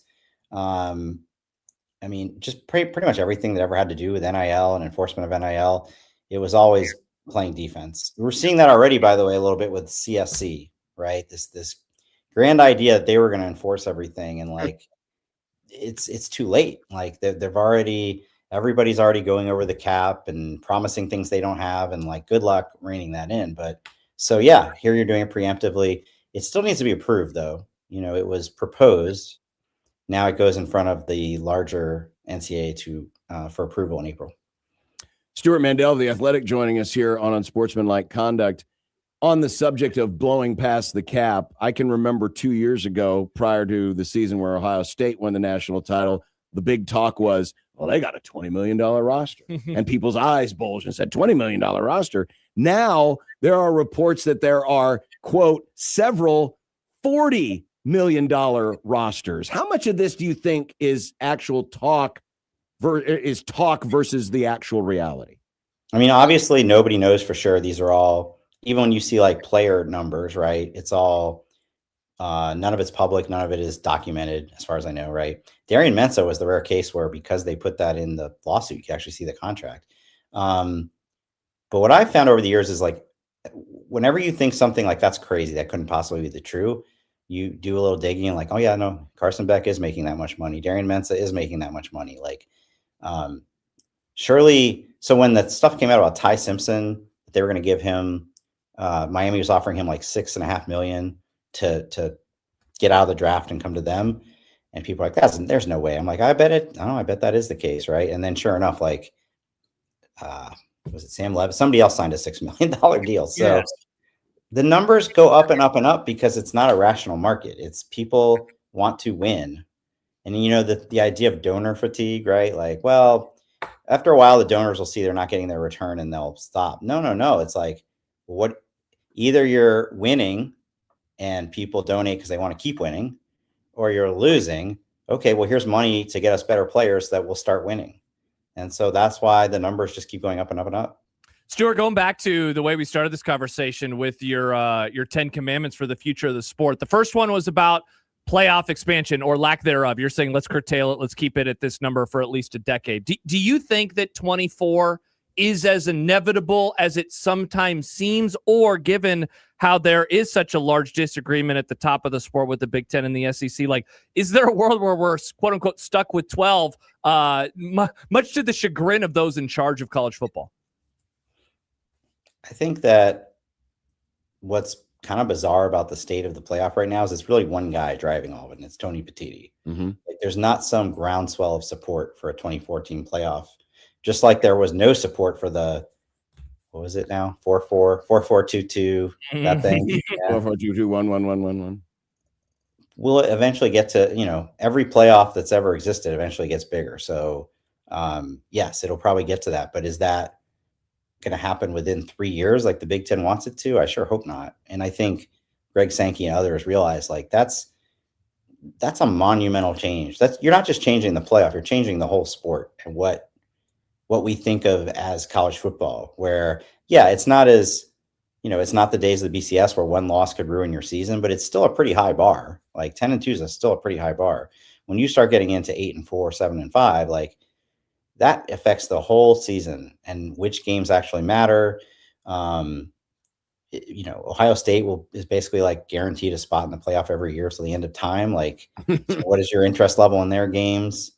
Tony Petitti is a pro sports guy who wholeheartedly believes that college is doing it wrong. Basically, the pros do it right and college does it wrong, and we need to turn college more into the pros. And a lot of people don't agree with him. So, but the shocking thing about it, Stuart, is that it sounds like now they're so married to 24 that they're even willing to give up the auto bids. Thus, these play-in games, or as I've dubbed them, quota bowls, wouldn't even be a thing, which means the championship games wouldn't be a thing, which was, I thought, the whole point in the first place was we get our cake and eat it too. We get a bigger playoff, and we get all of these other additional games like these play-in games and championship games that we get to control the revenue. Right. And that's the part that puzzles me, because the Big Ten and the SEC make a ton of money that they get to keep themselves. And I think that's why Greg Sankey is in no rush to do something where he would have to get rid of the SEC. The SEC championship game in the South is the biggest deal in the world. I mean, honestly, like, if your team is in the SEC championship game, you go to it, right? Like, the Big Ten probably varies a little bit more in attendance based on who's in it, but 18 million people watched the Big Ten championship game last year. I realize it's not always 1 versus 2, but have you noticed how much better those games have gotten since they got rid of the divisions? I mean, generally speaking, we can count on the Big Ten championship game probably being 2 top 5 teams for a while. And you're going to get rid of that and replace it with Alabama versus James Madison. I mean, it makes, and by the way, even if we say, like, you know what, those first round games are going to be awesome. Like you said, that's not Big Ten money. That's CFP money. So the math doesn't make sense to me. Stuart, along those lines, the last one for me, in terms of the Big Ten being 1 versus 2, of course, they won their 3rd straight national championship with a 3rd straight different team. You were asked in this mailbag about the SEC's run being over. I have to imagine that anytime someone finds out that this is your job, that they're like, what's going on with the SEC? What lessons are to be learned, in your opinion, for that conference on, like, we're all theorizing on why this has happened, but what lessons are there to actually take forward into that league, trying to make sure that this doesn't continue to happen? In the end of the day, the SEC's run, from like 2006 to maybe 3 years ago, was predicated on the fact that the Southeast has the most recruits. Mm-hmm. Like, they had this built-in advantage that the best talent in the country was right in their backyard, high school talent. And so when the sport flipped to being about the portal, it's still about high school too, but it's not 100% about high school. That advantage is gone. And everybody, no matter what part of the country you're in, recruits out of the portal.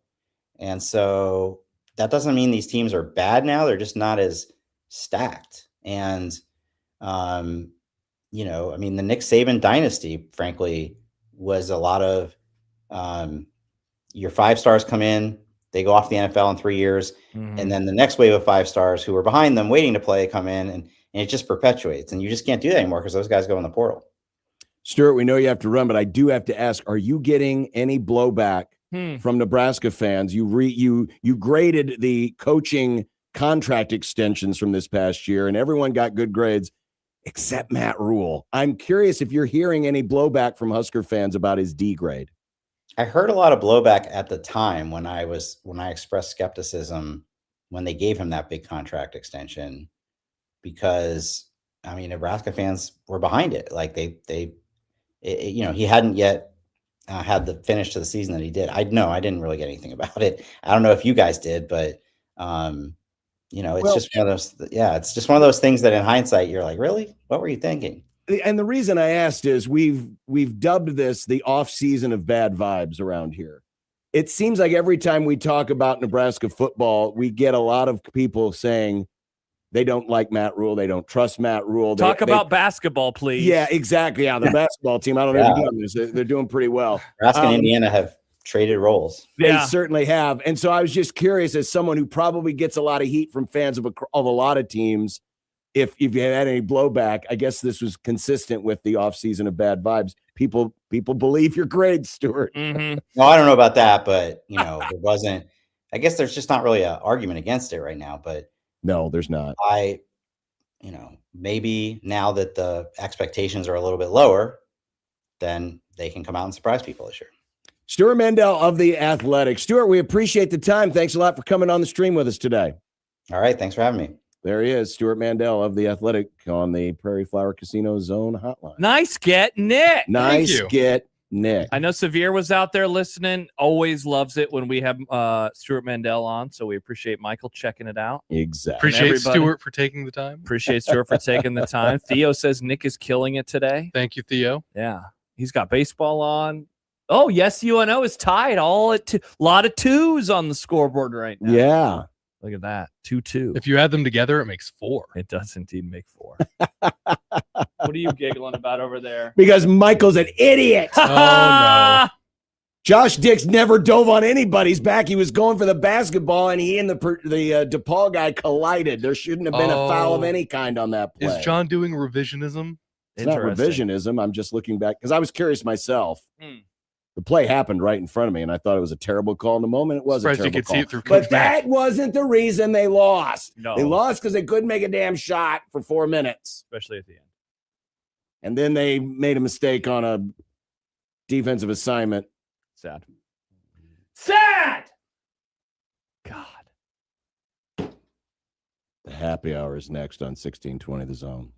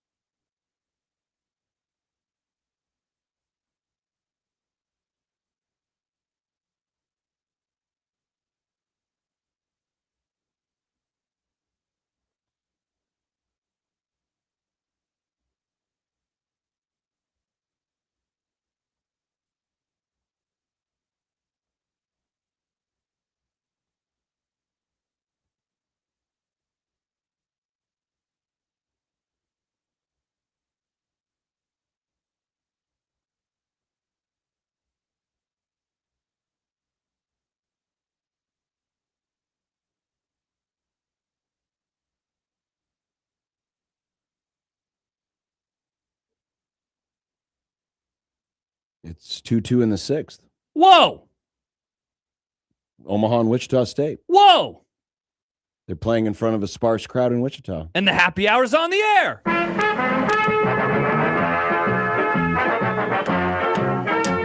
Got a tweet from our great friend El Scorcho. I know enjoyer of the Grum Omaha head coach Evan Porter is appreciating the updates. He's got a headphone in the dugout right now. Highly unlikely. What does Mandel have to say about college football? Hi, Coach. I would hope he's focused on his Mavs right now. We're hanging in there against Wichita. Let's go. Yes, UNO.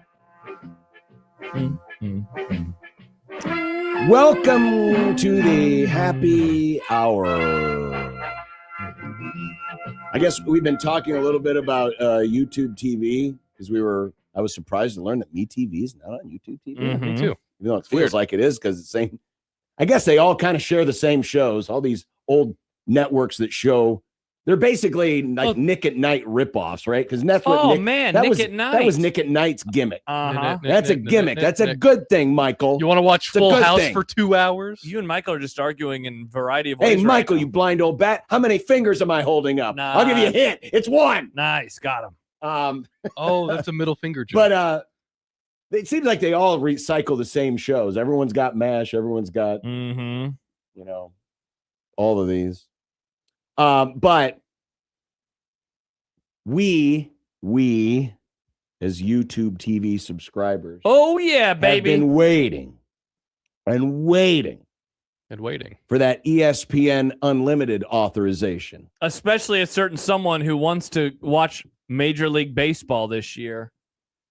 And maybe WrestleMania. And also a certain someone who wants to have access to more college baseball. You don't have YouTube TV, though. I have access to YouTube TV. Wow, that's cheating, Nick. What's the word, John? Do we have it? Ladies and gentlemen, we've got him. Mission accomplished. Put John on a boat with mission accomplished behind him. Watch this drive. If you have Xfinity, you can do it. I don't have Xfinity. I have YouTube TV. Yeah, they got Xfinity customers authorized, but still no update on YouTube TV. Cool. We keep waiting. All right. The countdown continues. This is just like flipping a switch. Should be. It's probably a negotiation, though, which I figured they would have Well, gotten. no, the negotiation's done. The negotiations were short. Well, then. Well, they actually weren't. Yeah, I just wanted to do a Star Wars. I know what you're. I appreciate the spirit. By the way, they must have been listening to us. They just knocked our baseball game off. By the way, those bastards. So we damn it! Oh, damn it! My Nick has it. Here, you want to try to fix this? Sure. So my wife and I were talking about baseball the other day, and I touched it and it fixed. Interesting. Oh, now it's gone because I hit the back.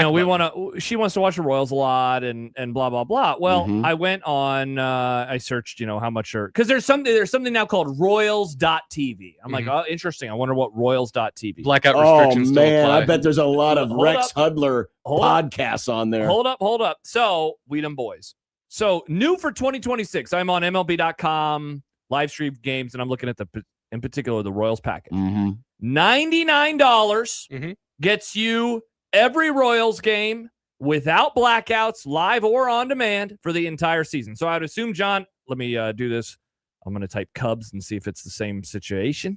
Oh, wow. That's not even available. It's only certain teams. There's a Rockies because the Royals are one of those teams. FanDuel? Okay. Yeah, because they were on the FanDuel network. The Cubs have Marquee Sports, so that's a whole different So, deal. plus you get access to Major League or minor league games and MLB Big Inning, is that like Red Zone for baseball? Yes. Yeah. Okay. Yes. So that's $99 for the whole year. Now, of course, MLB.TV is here, new for 2026, $150 a season. Available via ESPN and includes a free 1-month trial of ESPN Unlimited, John. So that is every out-of-market game. But there is now a new thing.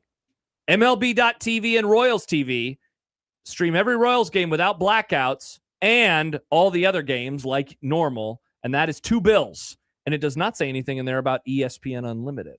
And so we will be purchasing this so we can watch all of Major League Baseball, including streaming the Kansas City Royals, which we were unable to do last year, except one of our friends gave us a login. I looked into the Rockies TV, and they make it really annoying because you also have to be in the normal viewing area to begin with. It's like a few counties in western Nebraska. But aren't you going to be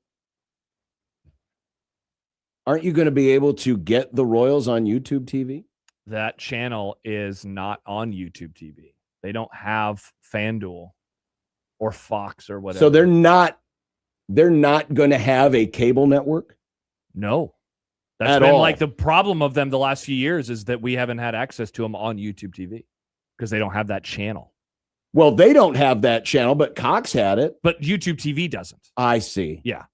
Really? So they never got the carriage rights. Interesting. So yeah, we never. I did not know that. And that was, about so it was the a huge. Royals. It's like Me TV. It was God, that sounds like a beautiful world, a world where I don't have to be exposed to the damn Royals. It's been a huge pain in the ass the last couple of years, but now we're gonna do this. So thank you, Major League Baseball. Thank you, Rob Manfred, for giving this to us. Now, could you have just said giving it no for $200? blackout restrictions and just had it be 150? Could you do that to be a better person? Yes. Will they? No. But you know what? This will do. Because she was like, can we get that? I really like coming home and being able to watch 3 baseball games. All right, and I said, sure, dear. So, I love you. So, okay, if you buy just MLB TV, you're not getting the Royals? No, because it's blacked out. You can't watch it here. Remember, there's that place in Iowa that if you get MLB TV, you can't get like 6 teams. It's like the Royals, the Cubs, the White Sox, the Cardinals, the Twins, and maybe somebody else. Okay, all right, okay, Yes. that's right. So that's why, like, because we've had technically we're in Royals. We've had MLB TV for, I don't know, however long T-Mobile Tuesdays has been around. And Yeah. it's nice because, you know, again, she'd get home from work and Right. she'd throw all the West Coast games on. That's why, like, I know we have a bit on the show that I'm a pretend Mariners fan, and I am. But I watched them a lot last year because she'd get home in the summer and we'd throw the Royals on. Sometimes I'd go up to bed and she'd just watch baseball. One of my favorite things to do is, and this is on the radio, but I like to throw on the MLB app and just throw on a game while I play video games or There you something. go. It's great. So Nick, this is not available for the Cubs. Do you know who else it's available for? All the NL West. Well, not the Dodgers.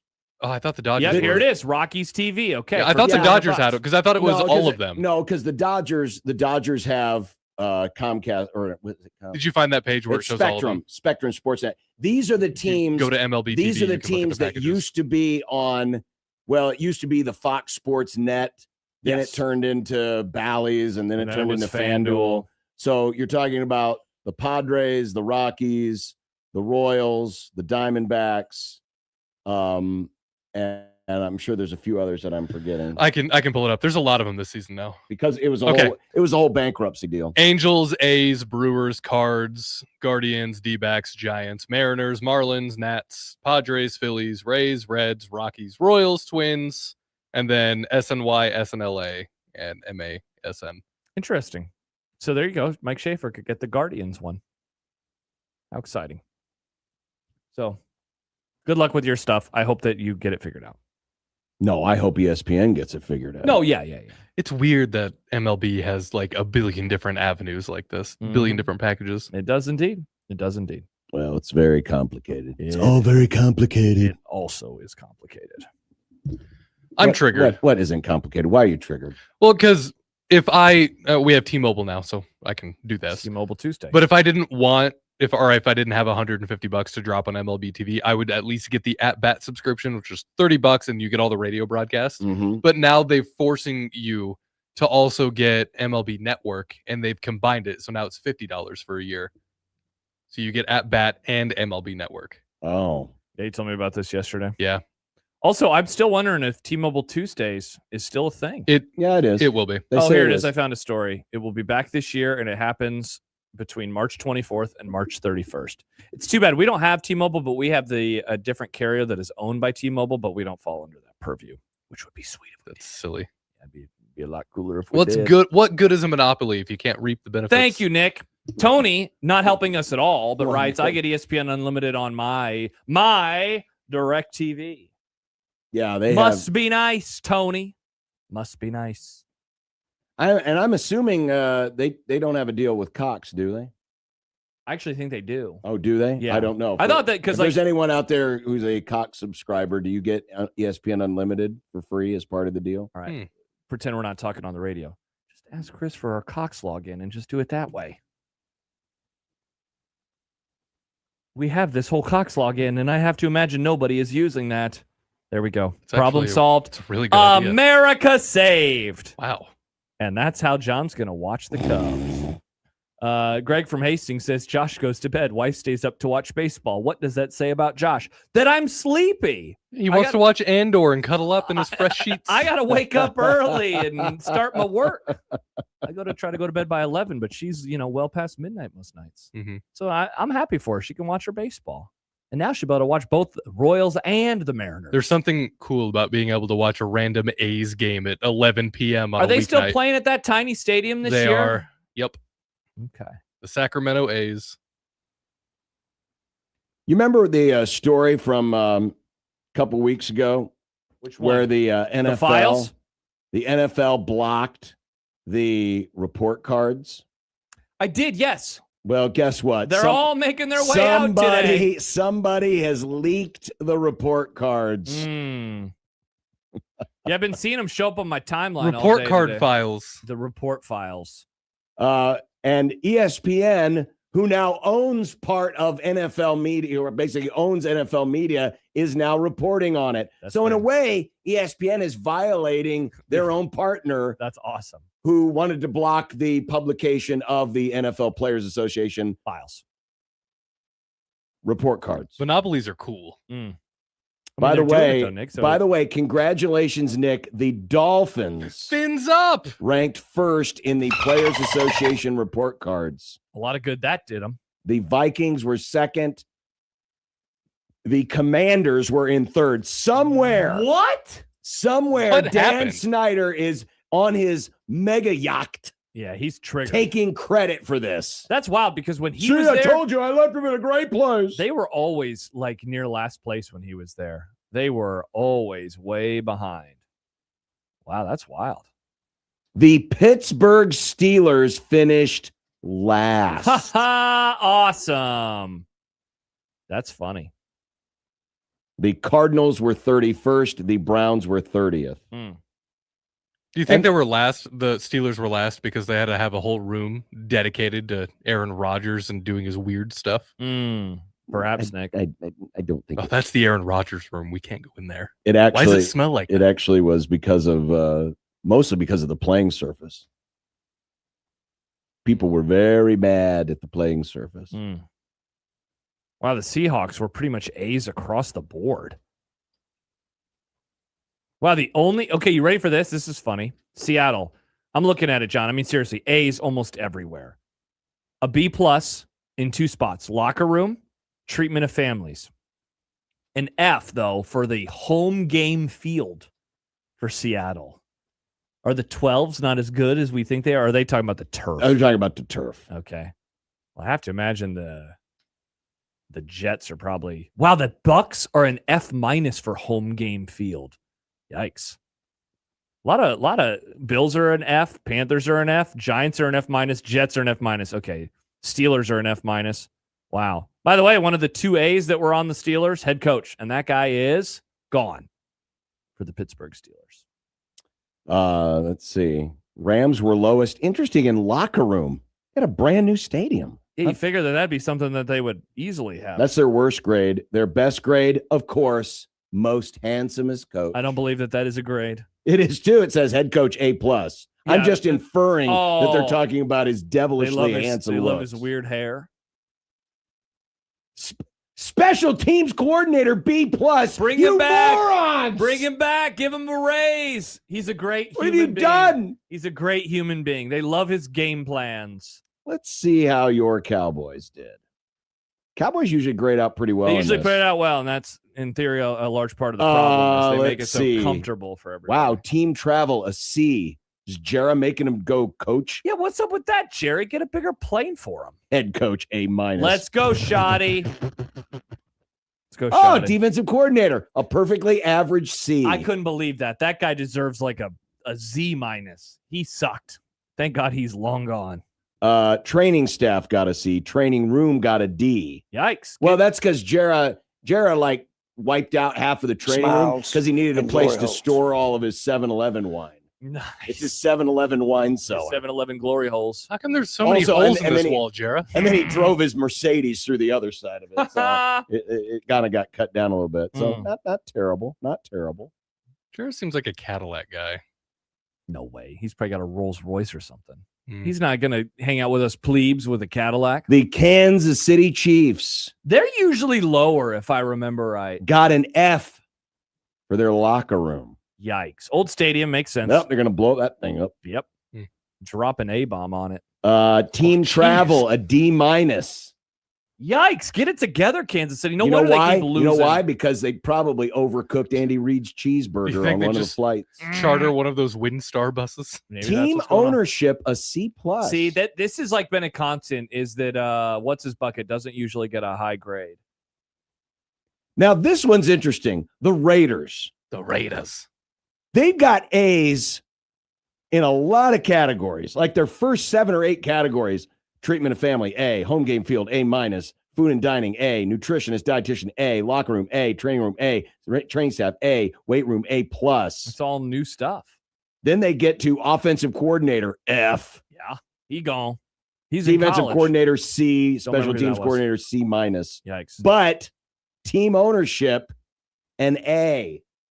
Now, are they grading Wow. Brady? I was going to say. Or are they grading Mr. Haircut? Mark Davis? Uh-huh. Wow. Oh, this is a bad look. For whom? This is a bad look. The grade for the head coach is only a C+. For whom? Mr. Naked Boy Jim Harbaugh. Oh, what are those freaking Gen Z couldn't recognize a great coach if he slapped him across the face. What do you mean? The great coach is right across the hallway in the Rams locker room. Soft-ass Very Gen Z, handsome, Nick. and he's not naked in front of underage They're of age now. men. They're of And age. underage Good job, teenagers. Jim. Don't listen to your idiot players, those morons. No wonder they're getting hurt all the time. They're all soft. Sad Husker fan says, then why do the Raiders suck so much? Maybe it's because they're born on third base with all their amenities, and it Could makes them be. soft. How are the Patriots? How's the Patriots team traveling F? They have their own damn plane. Because that guy is cheap. Their owner is cheap. Bobby? Oh, Bobby is cheap. But he bought his own I bet, plane. you remember that Mad Men episode where they would fly on the plane? I bet if you walked inside of that plane, it would look like one from the 1960s. Smoking still allowed on this flight. I was thinking it looked more like, because technically the Cleveland Indians owned their own plane in the movie. Oh, that's right. They did. Yeah. Big Indians old logo Express. on the side of it. The prop. Uh-huh. I love that movie. It's a great movie. All right. Well, so much for locking up those report cards and throwing away the key. Everybody has Thanks them. a lot, ESPN. I look forward to the divorce settlement between the NFL and ESPN.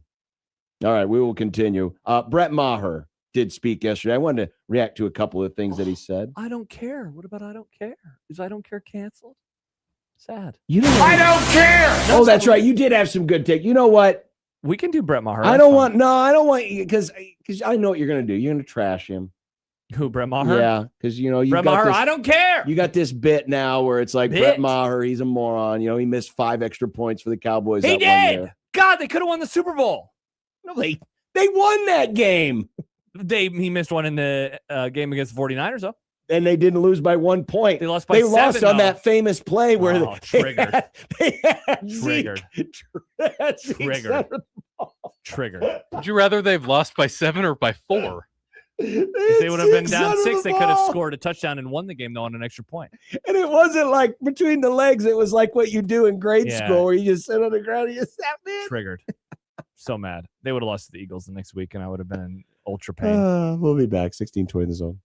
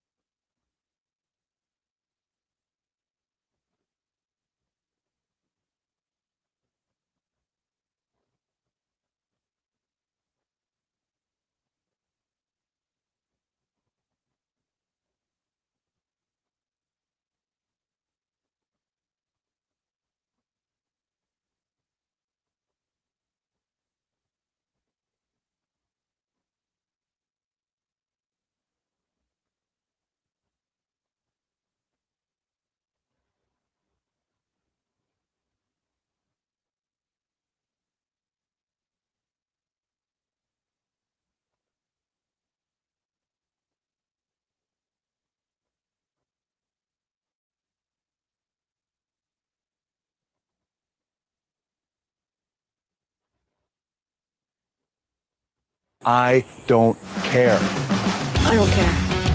I don't care. I don't care. I don't care. I don't care. I don't care. I don't care. I don't care. I now know why my wife got this dog. Why is that? Because she wants to take a lot of pictures. Yeah. I'm getting pictures all the time now of Woods. Oh. There he is with his floppy ears looking up. He's kind of got like a little cross-eyed thing going, like a little Marty Feldman type situation. I'll say this: I do care about dog photos. I care. I also care about your wood, John. What a guy. All right, I'll get mine out of the way because Josh has. I have two. One's going to trigger John. One's going to trigger everybody else. I do not care to hear any more about people bitching about the hockey teams and what they did and what they didn't do. I don't care. The folks who are caring about this are the ones that didn't really give a damn about if they won or lost anyway. They just wanted to virtue signal about something. Both sides? I don't care. Just stop. Well, thankfully, we don't care about hockey anymore. No, that's true. They already won. Yeah, it's done. Everything's done. So I don't care to hear any more about your bitching. They're back. They're playing in the NHL. So go on, move on to your next cause celeb. Nick? I don't care about Mercedes having apparently an incredible engine for this season. I agree. There's a lot of teams bitching, but Mercedes, they still worked within the regulations. They found a loophole. That's the sport. That's what you do. That's Formula One. If your car isn't that good, if your engine sucks, make it better. I don't care, but it's to the point where there might be mid-season regulation changes because so many teams are so complaining about, our engines aren't good enough. Get better. Wait a second. So you're telling me that they're complaining that another team has new engines that are legal? They're complaining that the other team built an engine within the regulations and it's good. That's what I'm saying. Yeah. They're complaining because another team built an engine that's good and is within the rules. Yeah. But it's a loophole. It's still within the rules. All right. I also don't care about that, Nick. Good one. Nice. Time to trigger John. I don't care about losing an hour of sleep. We're going to get it back eventually. It's just fine. Everyone always whines about this. It's not about the hour of sleep. It's about the effect it has on your body clock. And that's what I'm saying. I don't care. Drink a little extra coffee. I'm going to put a little extra coffee in the pot that night. I'll feel better by Tuesday. I'll be just fine. You know what? Yeah, just put more drugs in your system. This is my I don't care. This is not your I don't care. You know what? I hope karma comes back and bites you and you're out there on your yogging trail. And meanwhile, some other jogger going in the opposite direction is all messed up because of their body clock and they veer off into your lane. Body clock. And you guys smack each other. Now, what do you think about this? This brings my idea and your idea together. Charles writes, I think Nick doing a podcast about F1 would solve the world's insomnia problem. Have you thought about listening to Formula Friday? You know what? I stand corrected. The problem with that, I mean, either way, watch. That'd be cool. But like and subscribe, folks. The people who do watch it won't fall asleep because they're interested. Interesting. So you're telling me you are not affected at all? No, I'm affected by it. I just don't. Like, I know on Monday you're going to be rough. You're going to be mad. You're going to be triggered. Yeah, I'm going to take it out on somebody. And I'm going to take it out on me. somebody. The person is me. Meanwhile, I'm just like, I'll get past it. It'll be fine. A little extra caffeine. Never hurt anybody. I bet Michael Severe's texting me right now. There are studies, I don't think that's true. I think a little extra caffeine has hurt people. No, I'm saying, but it won't hurt me. It'll be fine. Yeah. Again, I don't care. This is not we don't care. This is I don't care. All right, now time to trigger everybody. No. I don't care about the flag football stuff. I don't care. Get it off my timeline. I don't care. I will never watch. I will never think about this. I never do think about it except when it shows up on my timeline. I see these tweets and I just scroll as fast as possible. There are many tweets today. I mean, people are very excited about they hired the coach or the something. Sour Sisters. The Sour Sisters. The only sour that I want is an IPA or candy. Or just a sour. The only thing that triggers me about this sours, my bad, is not that IPA. it's not pronounced sowers. So that we can somehow sours. So that we can somehow claim their lineage back to the statue on top of the state capitol building. And I'm used to seeing SOWERS being pronounced sowers, not sours. Now I'm going to call them by the wrong name.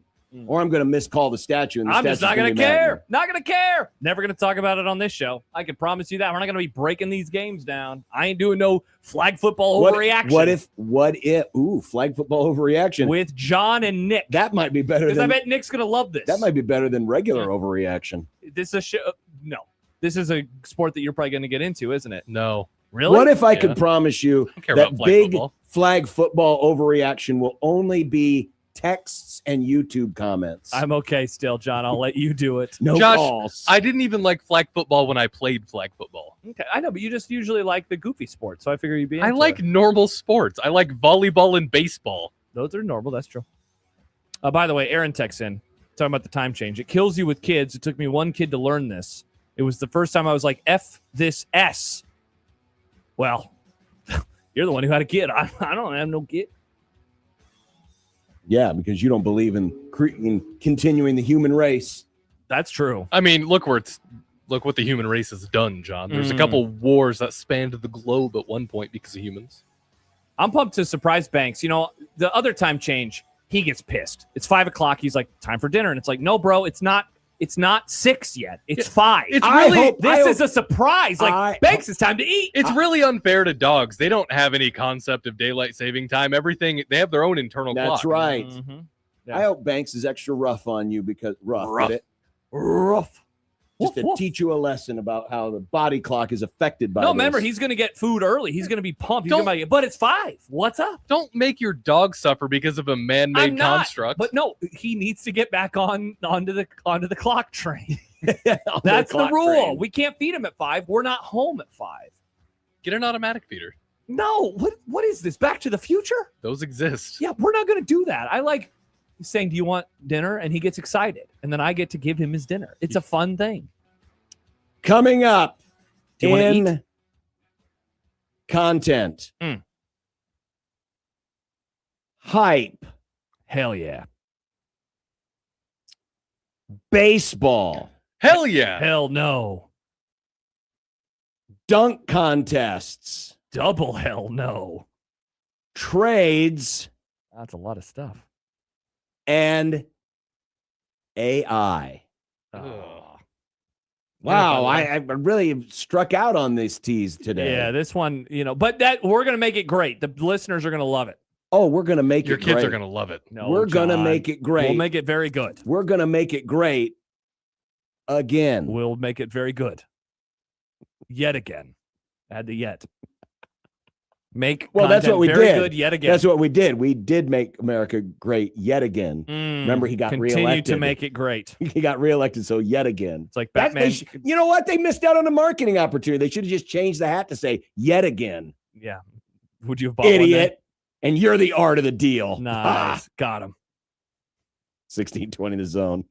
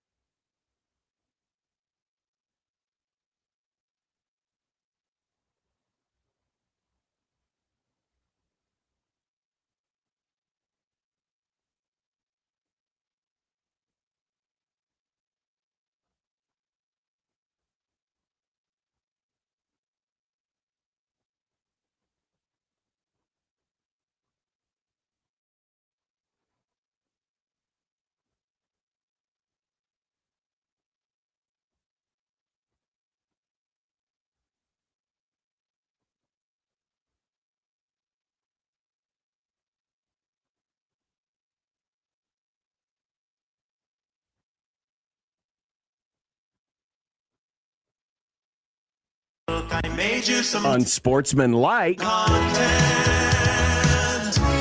Unsportsmanlike content. Unsportsmanlike content. Content that's unsportsmanlike. Well, yeah, we don't work for those guys anymore. I never had those guys in mind. Wow, some ex-company guy you were. But now I do, because I love the new company. To be fair, I didn't really have the other guys in my old. I maybe mentioned I've always it been in a zone text. friend of the program guy. Do you love the new company, or is this like your love of Creighton basketball, where it's only for your own selfish preservation? I mean, kind of. I mean, in a little bit. But yes, I do love our boss has been awesome. Or is it like your love of the Mariners or the Red Sox? No, or the Royals. This is like the Dallas Cowboys. But he won't let me down. Oh my God! But he won't How let me can you down compare Allen to the Dallas Cowboys? What an insult! because he is great. Maybe Jarrett can have those hats. Try to make the Cowboys great. Please, Jerry. Again. Fix them, please, Jerry. Well, guys. Yes, Nick? We touched on it a little bit earlier. UConn lost to St. John's. Okay. The Johnnies got run off the floor up in Connecticut. What the hell happened last night, and how does it change your view on either team leading into March?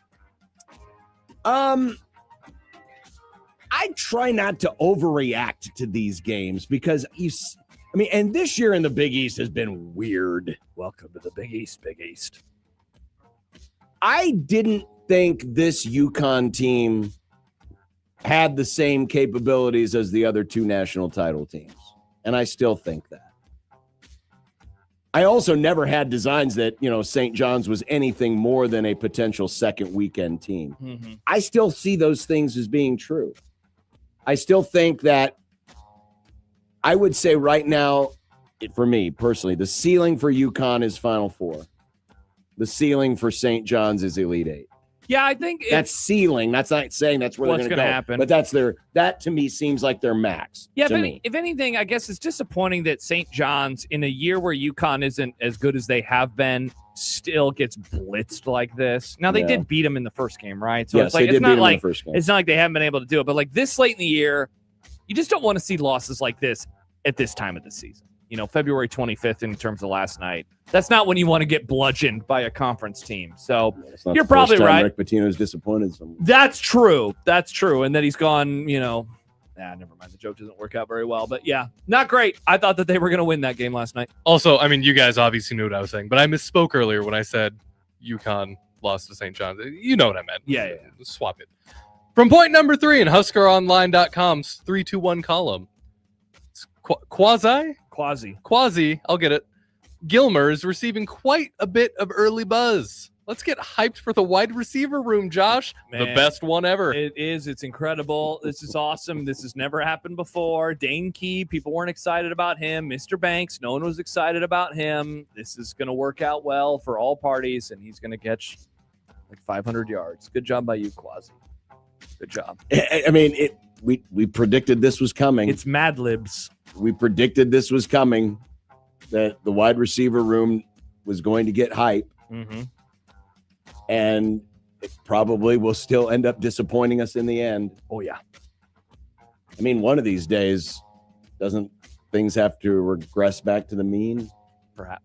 Wait, what is regressing? Progress back Progress to the mean. mean. They have to progress. Got to be your progression. Your Essen. By the way, Wichita State's taking a 3-2 lead in the Oh, man. Boo. in those ugly ass uniforms. They are terrible. And Nick likes them. I kind of like them. The black pants with the yellow tops? Are the pants black? I thought the pants were like a dark blue. No. Their colors are black and yellow. I Black thought it and was yellow, like black and yellow. blue black and yellow. Nice job, John. I think Wichita State used that as kind of one of their gimmicks. Oh, I'm using that in a bad way. Yeah, we know you are. I normally don't like vest tops, but I do F with these. Jordan says, talk about I don't care. I don't care about the wide receiver hype. That's Wow. a good one. That's a very good one, Jordan. Yeah. Bradford, not legally a Dr. Doolittle, has ranked all 30 lineups in Major League Baseball this season. The Dodgers, very surprisingly, were at the top. Oh, wow. The Braves, Mets, Mariners, and Blue Space Jays rounded out the top 5. John's Cubs were 7th, and my Rockies were 30th. What are your thoughts? How many teams are there again in baseball, 30. Nick? Oh, interesting. So you're a different way of saying that would be last. Yeah, 30th. They're 30th. The Rockies ranked 30th. Sorry, John, that my Mariners are better than the Cubs. Not to brag. We are better than the Cubs. Not to brag, though. How about the A's being 6th? What? What happened? The A's are 6th. Did they travel back in time and bring their lineup from the 1980s? Perhaps. Interesting. Rafael Palmeiro and Mark McGwire. I mean, this is so gross. Every grade that the Dodgers have, and they have several different categories like hit, patience, power, base running, durability, depth, versus righties versus lefties, number of stars, number of holes in the lineup. Everything is a B+ or better. It's just so gross. It's like a fun NL West sandwich, though. That's cool, right? A fun NL West sandwich. Yum. Oh, good point. Spin zone here from Mike. The Rockies are in the top 30. Exactly. You view it from that way, Nick. Wow, they're really good. That's really cool. Top 30 sounds awesome. Remember what I said the other day? They won't lose 100 games. You said someone is like in the top 30 of all humans. You'd be like, what? Top 30? That's good. If you view it that way, Nick, they're actually okay. Suns owner Matt Ishbia got it. Wants more star players participating in All-Star Weekend events when Phoenix hosts the midseason showcase next year. To help, Ishbia has offered to pay $1 million prize to the winners of the 2027 Slam Dunk and 3-point contest, and another $1 million going to charity in each event. Will more players be interested? In the 3-point, yes. In the Slam Dunk, no. It sounds like, for whatever reason, John, that the good dunkers are afraid of participating for fear of messing up and not getting a good dunk on. Oh, brother. But they're not afraid to shoot because they do it all the time. And so, I mean, we already see good players participate in the 3-point contest. But for a cool mill, I bet so. Not so much for the dunk contest. Like, LeBron never did it. It stinks. The fact that these guys are getting paid so much anyway, I think they value their time off.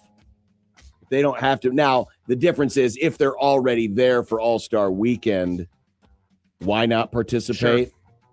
But for those who maybe didn't make an All-Star team to go, I understand if they don't want to be there because, man, I can get these extra days off. This would be great.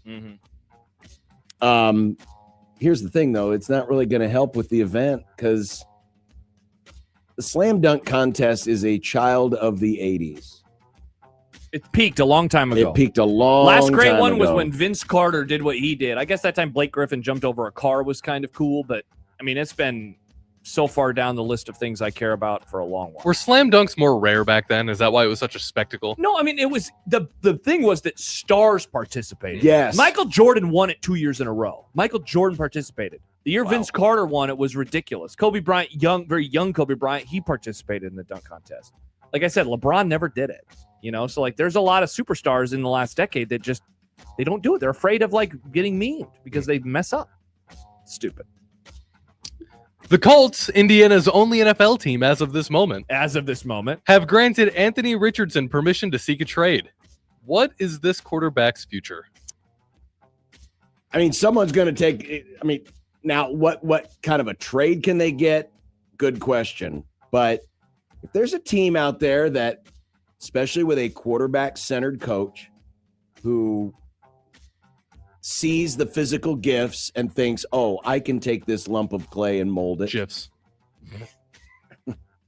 I see someone maybe making a move. Now, you talking about your Rams? What's the price going to be? I don't know if it's necessarily the Rams. I don't know what the price Dolphins? is going to be and if they're willing to pay that. But there are physical gifts there. And as we know, people love their measurables. Oh, wow, this guy can do Measure this. me, Daddy. This guy can do that. I can 2 centimeters. I can fix the mechanics. Damn it. I can fix the mentality side of it.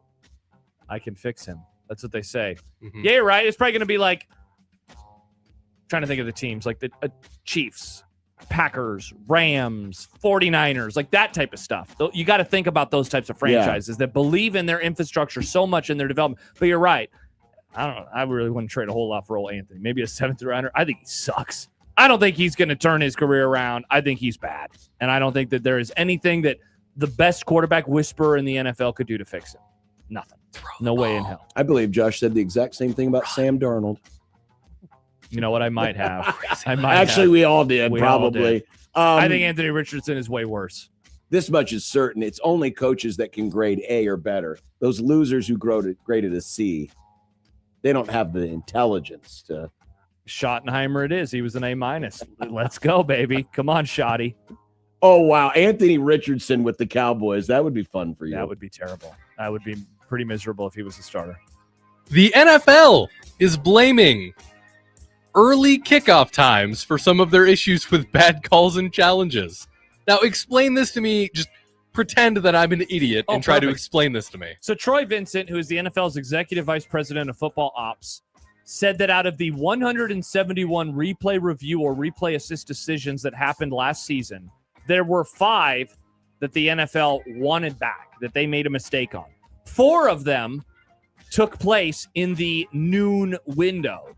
And so they're blaming it on the number of games and that there were so many games happening that their focus was all over the place, because sometimes in those early windows, you'll have 8, 9, 10 games, 8, 9, Nick, or 10 games.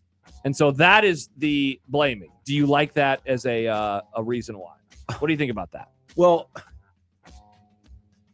there's, of course, the number is going to be higher in early games because there are more early games. So they should hire more people, right? Like, isn't that it's a pretty easy fix? This isn't a situation where, yeah, exactly, get more people in there, I suppose. But yeah, it's a numbers game is what it is. Because your typical afternoon window, maybe at max has, I think the most you'll ever see is 4. 4, maybe 5. 5, and that's only like on the weird doubleheader type weekend. Right. But very rarely does it happen. By the way, Sean Payton, he said, I don't like hearing that. I want to play in the 4 o'clock window. I'm glad I'm in Denver.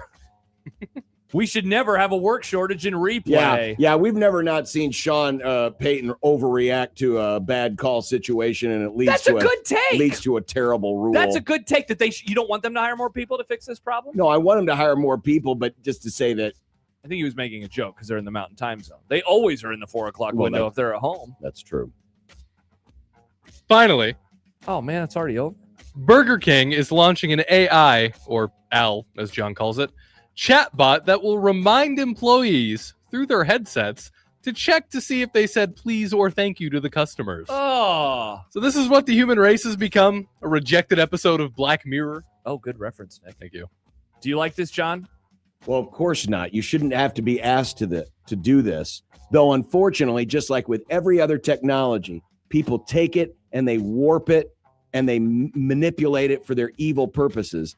From what I understand, Popeyes is using the same technology to remind their employees through their headsets, hey, be really slow. Hey, be really rude. Hey, make sure did you remind the customer that hey, spit in Josh's face? Did you remind the customer that you don't appreciate them? Awesome. Thank you, Popeyes. I love being told that my voice doesn't matter. And then they give me thighs. All thighs. Oh, that should have come up in our meeting the other day. Hey, Alan, we have a new tradition with Bigger No Reaction that we do Popeyes. Do you mind reimbursing us for this? To which Alan would say, I would love to. Popeyes is the bee's knees. I would prefer that the show air on time and not wait for your chicken 7 days later. Chicken. Want some chicken? That's whack. It is whack. I don't like that at all. Now, that said, when we have our new equipment, apparently we're going to be able to do talk back to Nick and no listeners would hear it. And so I'm going to remind him of you made a mistake. You said the name wrong. It's Ishbia. That'll be fun. Say thank you. Yeah, but the funny thing is you're still going to be able to hear it through my microphone because I'll be on the air. I'll whisper like this. I can pretend to be a news.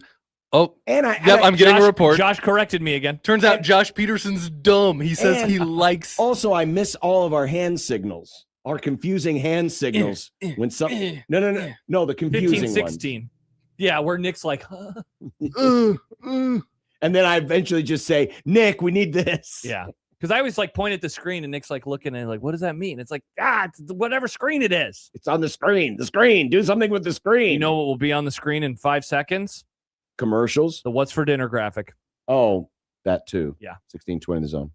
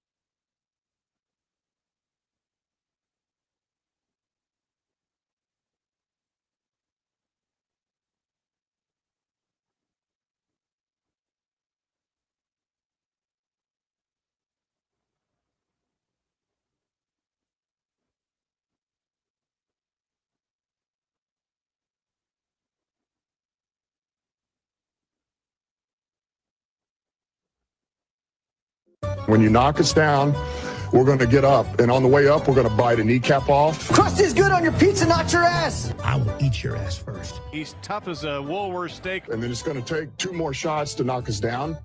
All right. And on the way up, we're going to take your other kneecap. I'm ready to hang them up, gut them, and skin them, and chop them up. You know what? I'm ready. My daughters aren't starving to death. I'll eat my neighbors. And we're going to get up, and then it's going to take 3 shots to get us down. And when we do, we're going to take another hunk out of you. Cliff, what are you going to take away as your best memory from playing basketball at Boston College? Probably just I don't believe it. going out to eat. Well, as predicted, yesterday was gas station food, though. Gas station. It wasn't going to be gas station food. What was it going Originally, to I was just going to hit a drive-through like McDonald's. be? What happened? Well, so I'm driving along the interstate, and you know how they have Driving the along. billboards for the different gas stations, and they promote the price? Yeah. They've put up a new one for the QT on the interstate. Okay. And the price of gas read $3.19. Oh.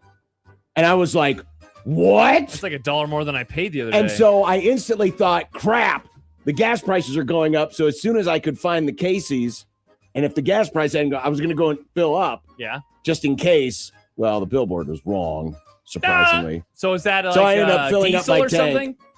No, it was just, it was wrong. The billboard was just wrong. Oh, that's tough. It's rough. So it was the Casey's Italian provolone roll-up How was and that? a bag of Cheetos. Wow, that's and Creighton lost. That's a sad meal. That is sad. It was, I mean, I got my Casey's points. At least I had that. That's true.